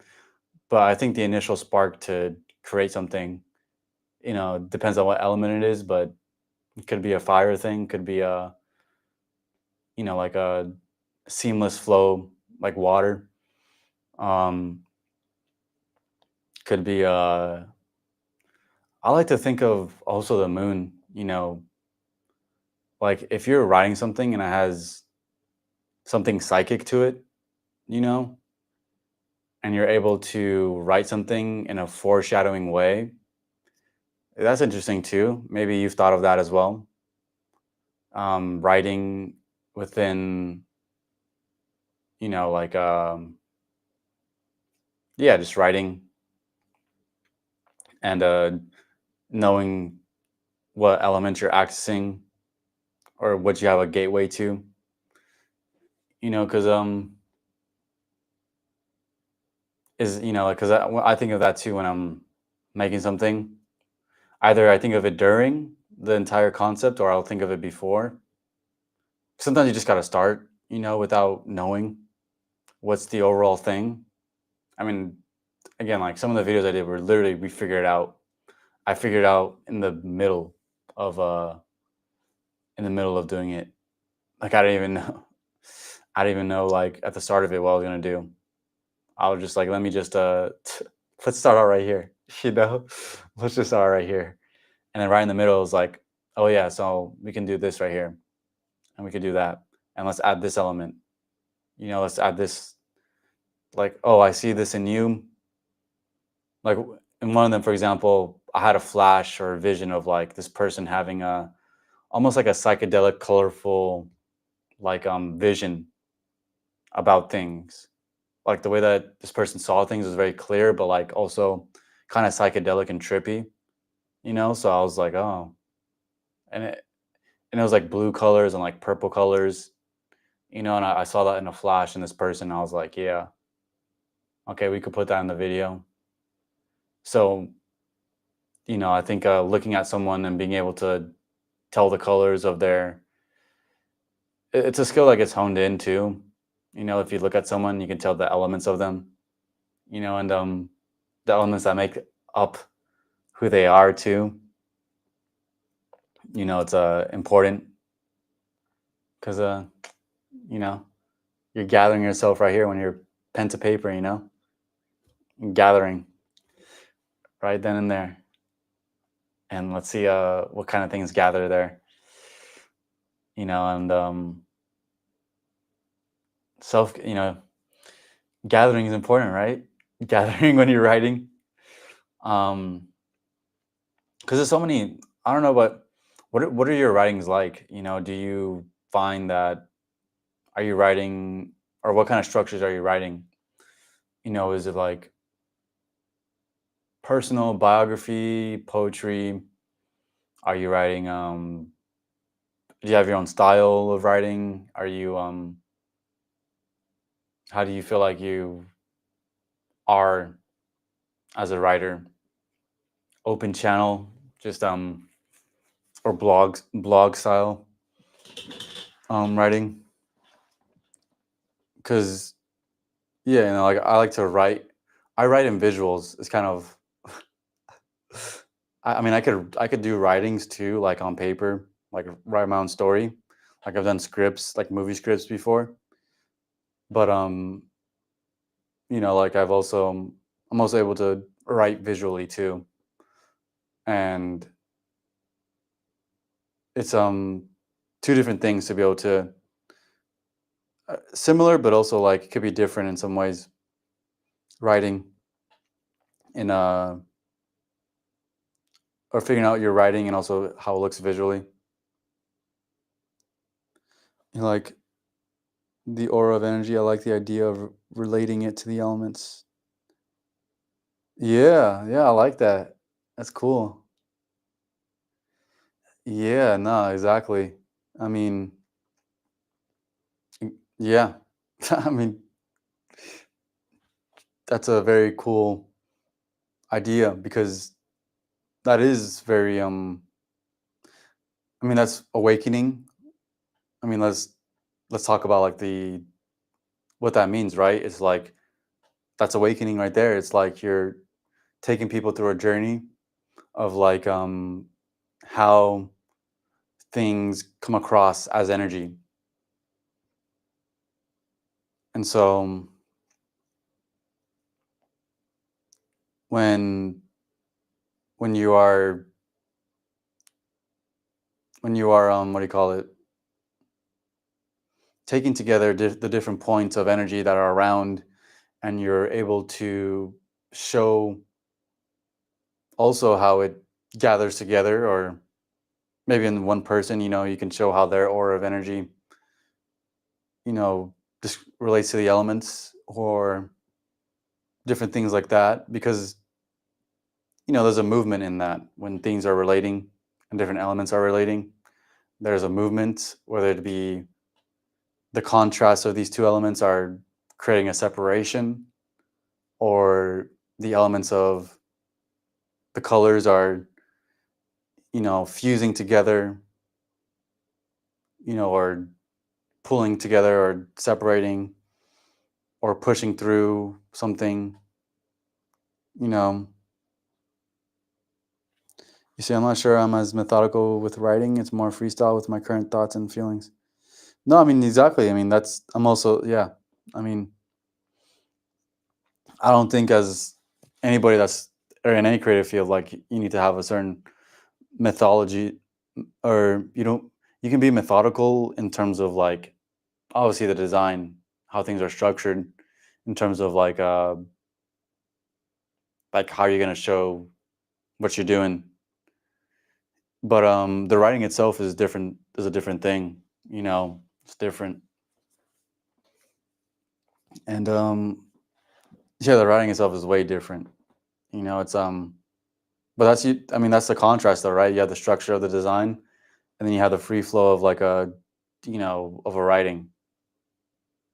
And I mean, again, this is either simple, like, right, the design is simple, because mainly, I mean, you just want the attention to go to your writing, right? And the design is just a subtle complement, and you kind of have to find what that is. What subtly complements a structure, like design wise, and also even paragraph wise too. You know, I think that might count. I think that might count as well. You know, like, but but the writing itself though, I don't think I don't think you think about the structure until like it's actually done, like how you'll organize it, for someone to actually read it through in a way that flows well. Because that's the whole point of like, um, I mean, whenever you look at something, you want to be able to read it as clean as possible without being distracted. Because that's the difference, I think, between something that looks good and something that, um, someone isn't attracted to. You need when someone looks at it, they need to be able to be like, oh, this is the writing, instead of like, "Oh, what do I look, or what is that? You know. So that's a design thing sometimes. That is a design thing sometimes, and sometimes that, or it could be a paragraph structure issue. So it's kind of like, oh, you're having to, at least in terms of like making something memorable and sellable, like that's how some people would see it. But again, like what's interesting though about the online space and what people actually want, people say they want that structure, like how I just described it, like, oh, has to look like this and has to look like that. But again, like things have blown up and gotten popular too, having its own style. Yeah, it says it depends on context, whether it's personal or public or professional. Oh, there you go. I mean, yeah. So personal, public, or professional. Professional means that you have a clean brand, that you're looking to talk to major corporations and handle your business in a very clean way. Which again, so that would be fit in the category of like having a simple design, clean, all that kind of stuff. Simple.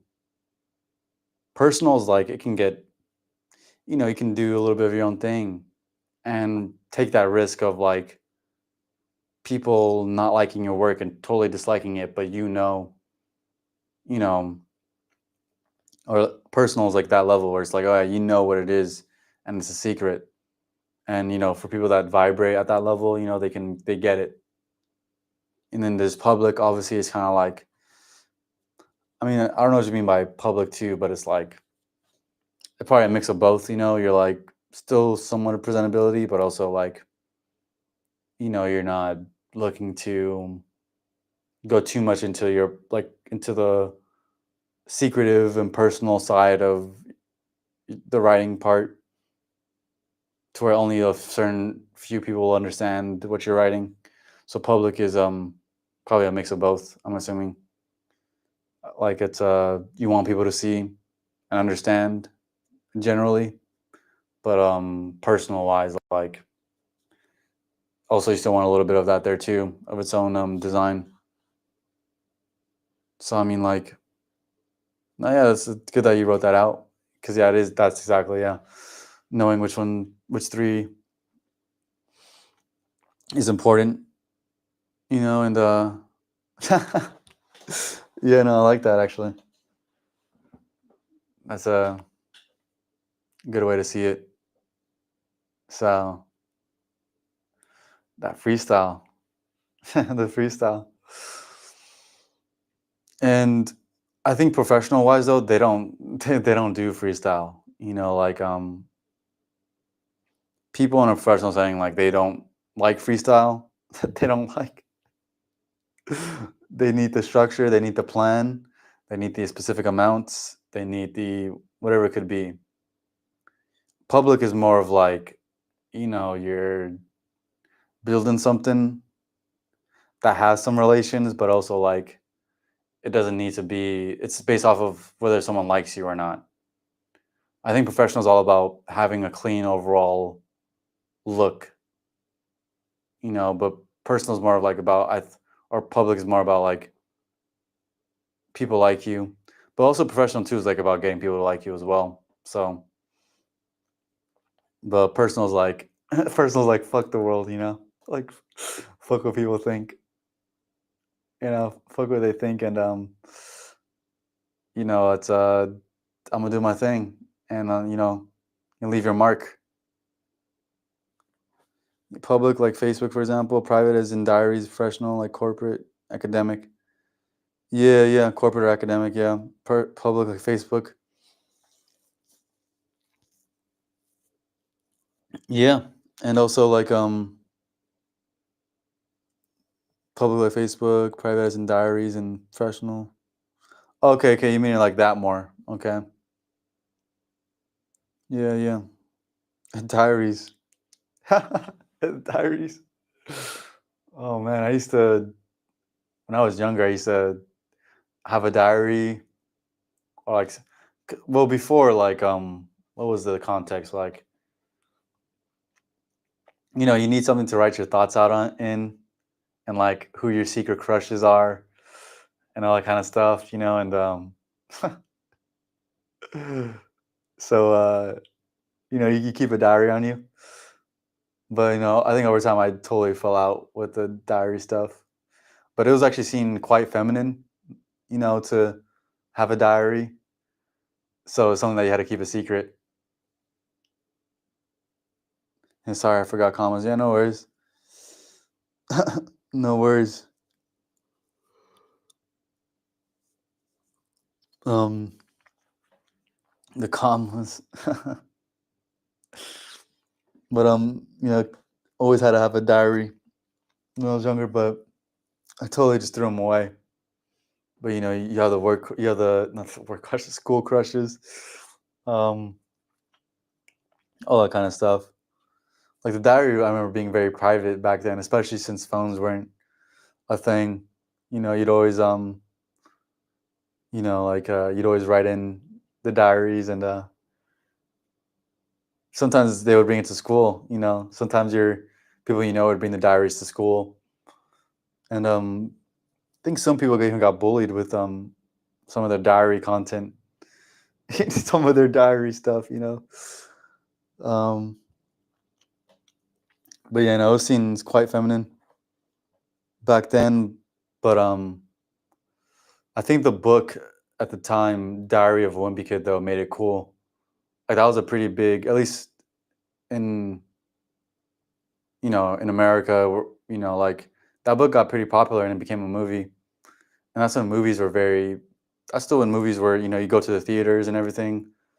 So it's like it's a time where you go to the movies, everything's personal and still private. You have the diaries, you write everything on paper, still, and technology is still a little bit there. I have my own personal research journey on things like astrology, esoteric, and very nice, very cool. Personal research journey. Yeah, this is literally. I mean, this is literally what it is. This is personal research, and the way that you research is personal, right? It's like that's how you do your. I mean, I have my own research methods too, so I know how like that search can be. The personal, the personal experiences, the personal research, and it takes a very precise or keen eye, when it comes to these things. So keep general personal experiences, things that I'm working through, and goals. Oh, it's very cool. You know, personal, yeah, because I bet there's a lot of clarity in that. A lot of clarity and a lot of like no, I mean you're making the story as you go. Exactly. I mean like yeah, making the story as you go, and that's how like I think when you have at least the ability, whether it be to write something or film something or whatever it could be, that means that you're in a I think you're in the right balance, right? Because you know that things are changing and you know that you're moving forward, in life. And when you know that you're moving forward, it gives you the confidence to write about something too, especially personal experiences from the past as well. you know, when you know that you're moving forward and you're gaining the right experiences and all that kind of stuff, it makes you a legend, right? It makes you someone that people want to hear about. So you're taking steps forward, which most people are even scared to do, taking a step forward, and you're taking steps forward in, like you're saying, esoteric, things and astrology and, personal experiences. So moving forward, you're moving forward. I mean, that's called that's called motion, you know, it's called motion. And that's something to pay attention to, right? I mean, I've always paid attention to it and it's led me places, you know, uh, the motion. So that's a momentum forward. I mean, and it's a good feeling because when you know that you don't need to look back, you don't need to, I mean, you don't need to look back in the sense of like, you already have something set, right? These things happened, you know about these things, you understand them at depth, you can write them down. And so you're playing a little bit with like moving forward and creating a writing style. And then at the same time, you're moving forward with also like but also like at the same time you're looking back. It's an interesting um thing to play with, right? Like you're looking back on something, but you're also moving forward. So it's kind of like there's a lot of inspiration that comes from that. There's a lot of creativity that's in that.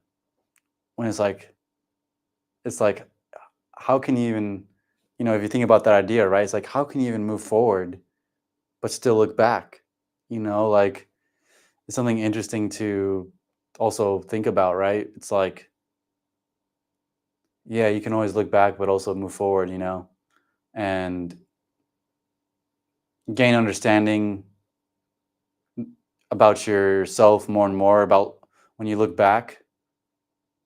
You can gain more of an understanding when you look back, but also like you're also looking at the new stuff and what kind of new research you're embarking on. So yeah, so it's interesting, as they say, right? Interesting. That's my so it's a word I've used a lot, I think, or not, or at least I've used it in context like this. Interesting. Although some people might use that word to, I've heard people use that word to end conversations, or to you know, end conversations is another one. Like interesting, like, all right, I get it, you know. But no, this is you're on the, yeah. I mean, that's the front of that's a creative front right there, if you will. A creative there's a lot you can draw from, right? A lot you can draw from, because I think people have that fear too of like running out of ideas. You know, some people may have that fear. You may, I don't think you have that fear at all. But I mean, who knows? Um, but some people do have that fear. It's like, oh, what if I run out of things to say or work on? Or what if I burn out? It's like, well, obviously, if you think that, it's obviously going to be attracted to you. But also, like, one, being around other people that are creative too helps. But for me, like, I draw creative inspiration from a lot of areas. So if you just know where you draw from, like, I don't think there's any. I mean, it's your personal experiences, right? And you've had tons of it. So, like, how is there, how is there a fear of like even, you know, running out of things to say when you've probably got so much to say? In fact, it's probably too like you probably have a lot to say, and it's like wow, like it's just a matter of getting it down, which is another part, of the entire process. So, so yeah, sometimes it creates epiphany moments when connecting the dots Because when you write it down, you absorb it better. Yeah, epiphanies, right? There's a song. There's a song. You know, this, I don't know if you know NF. You know, NF wrote a song called Epiphany with someone. I forget his name,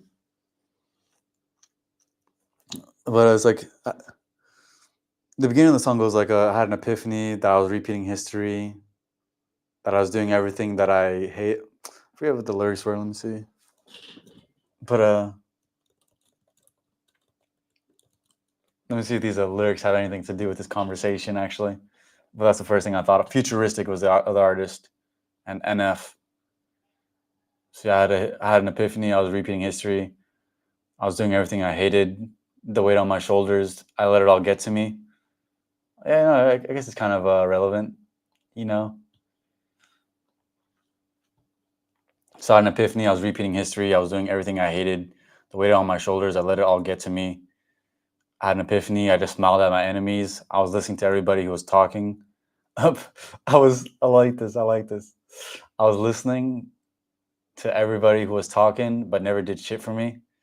I had an epiphany. I was looking at everybody else that's up in the industry. They ain't as sick as me. You know, I had an epiphany. Had an epiphany. Oh my god! But some real lyrics.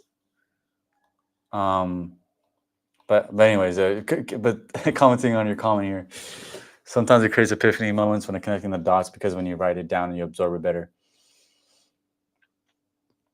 No, exactly right, and you know, I think it's called also compart you compartmentalize, you know, a lot of the moments that are there and working in the background of your mind. You compartmentalize them and you see them from a higher perspective, right? The bird's eye view that we mentioned. So you know, it's a lot of epiphanies. I bet when you're able to get that bird's eye view when you write, it's the bird's eye view. So, you know, that's part of being up, right? It's part of being up when you're um, and having motion, right? It's like you're able to pull back a little bit and see things from above, and it's a good feeling, right? Same thing with the drone. So, and that's exactly like I think people when they realize that they have, it's almost like putting yourself on high, right? It's kind of a way to describe it. You put yourself on high, and then you grab your pen, and then you write, or almost like it's almost like the altar, you know, or like the altar in a temple where you're sacrificing your time, your attention, your energy to create this very thing that is super sacred to you.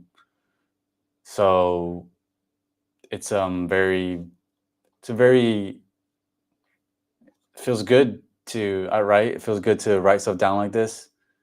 You know, it feels good. It feels like you got something. And I do this with music lyrics. It's crazy how they synchronize on that certain level. Yeah, no explanation. No explanation needed. Yeah, exactly. I do some music lyrics. It's crazy how they synchronize on that level. Yeah, you know, it's like no explanation needed. Right? Just there. Just there. So like, yeah, no, it's a good feeling. You know, like I even try to put that feeling in some of my videos too. Like how you're able to just feel up in the air, you know, up in the air. And you're just but like you got the authority, you know. It's a great note to end on, huh? There you go. Yeah. Great note to end on. So have a, a great note musical to end on. Yeah. So great to end on that. So yeah, like I don't know that. So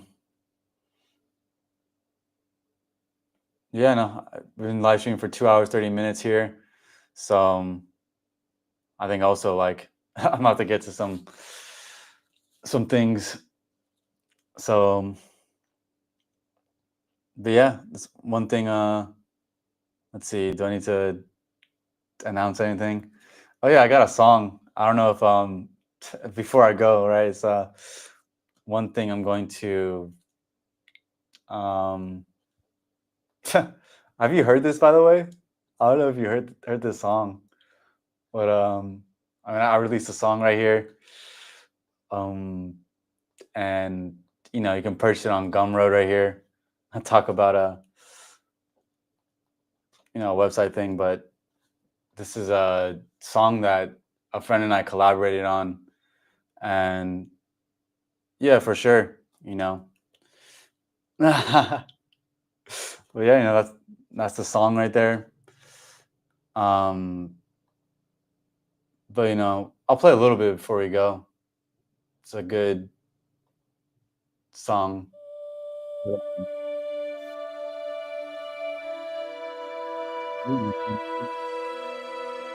Song right here, but it's out there on Gumroad if you want to check it in. It's a fire song, and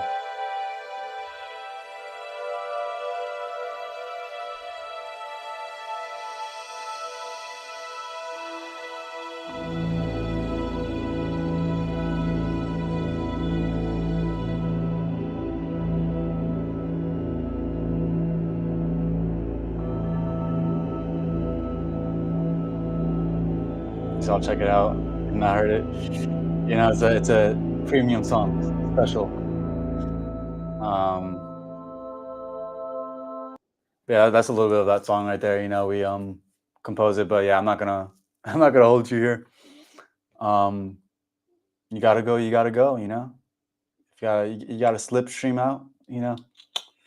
Just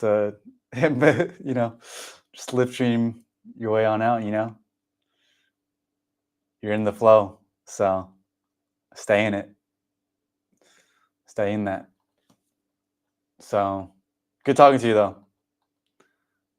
and have a good rest of your night. I'm pretty sure it's night for you as well. So that is that. And yeah, also for you're like, we'll do thanks for the teaser. Yeah. Yeah, that's different, huh? So, but honestly, I couldn't do it without the person I collaborated with. It was like when we collaborated, it was a smooth process. I'm telling you, like, we made that song in like 2 hours or less. Like, or I like 30 minutes is probably how fast, how really fast we made that song, which is crazy. That's another story. So yeah, see you on the next one. Much love, much the orange heart. I like that. I like the orange. Yeah, the orange. Yeah. So see you on the next one. So yeah. So we had the grand entry come out. Pivotal stuff. I think I mean part of it too, like I had lifted a little bit of my gaze towards like what's going on. And I think where things are collectively, I think a lot of things are going to be making a grand entry, right? A lot of things are going to be, you know, powers, governments, things like that. They're going to be making some grand entries. So I just thought about making an overall theme about it. And it's also angelic. It was inspired by the angels. And I also couldn't make this song without angelic inspiration. If it weren't for the holy angels, like I don't think I would have the correct energy going into it. Because when you're making a song, obviously you're inputting your own ideas, and feelings into it. So, that's also a little bit of what went into it as well.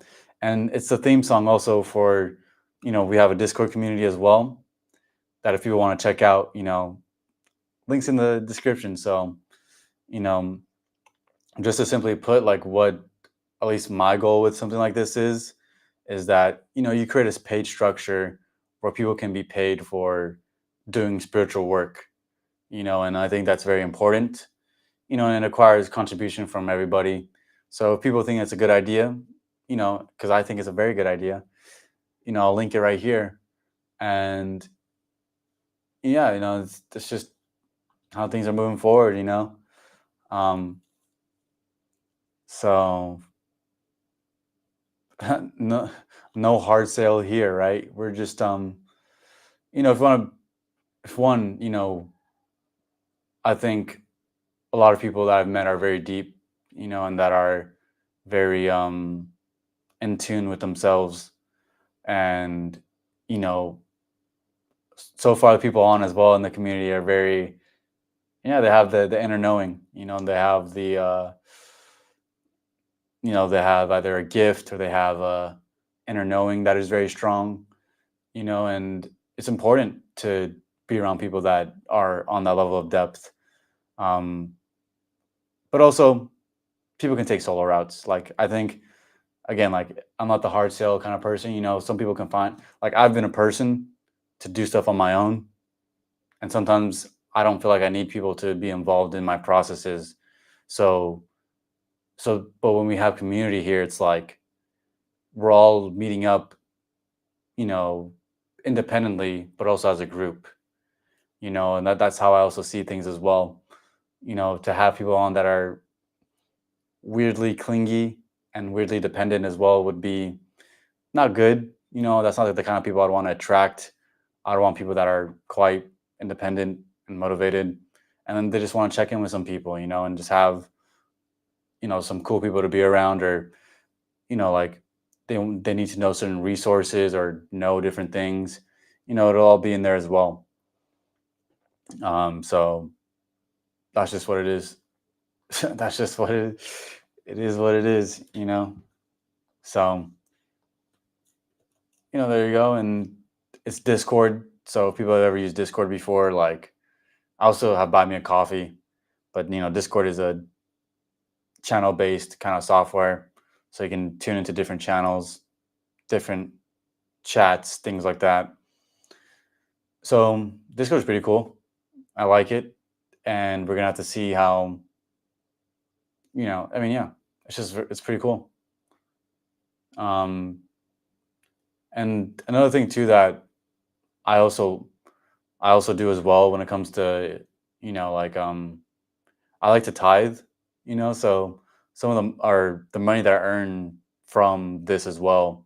I tithe that money to specific saints, monasteries, churches, because I think that's important, that you are helping to support other people that are, you know, very spiritual and that legit people. Like, I'm not talking about like probably people that you wouldn't know about, but they have their own monastery out in the background. I like those kind of people. So if I can find them too and help them out, like help them build their monastery or help them if they want food. Because also the thing too, like monasteries, by the way, like they purposely restrict on food and basic necessities for the sake of their spiritual development and growth. But any way that they can have, like whatever they need to, I think that's pretty cool. Um, or just any church, monastery, saint, but also like monthly giveaways. So I think that giving back is important as well. So it's also like I'll choose one person at the end of the month to give back to, because also like it's the more people join, like that amount increases. So it'll be a boost too for someone as well that they would be able to, like make it a return, on what they do.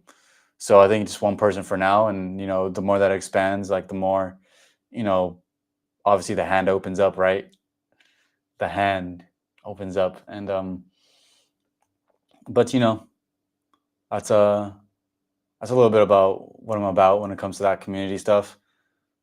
Um, I think it's, I mean, money money is what brings us together too, right? That's an important thing to not ignore. And so what I do with it too, like I think is important. So at least establishing that foundation of like tithing and, you know, as they would say, charitable giving is um that category, I think it's a good foundation or a clean one, as they would say. So that's just the principles, just the principles. It's hard sometimes to live by it you know, because of our lack mindset sometimes. Like we don't think that we should give, but I mean, I mean, the feeling of having a lot of money, anyways, is like you have so much that it's just like, okay, let me just let me just give away. Like it's a lot. It's a lot of money.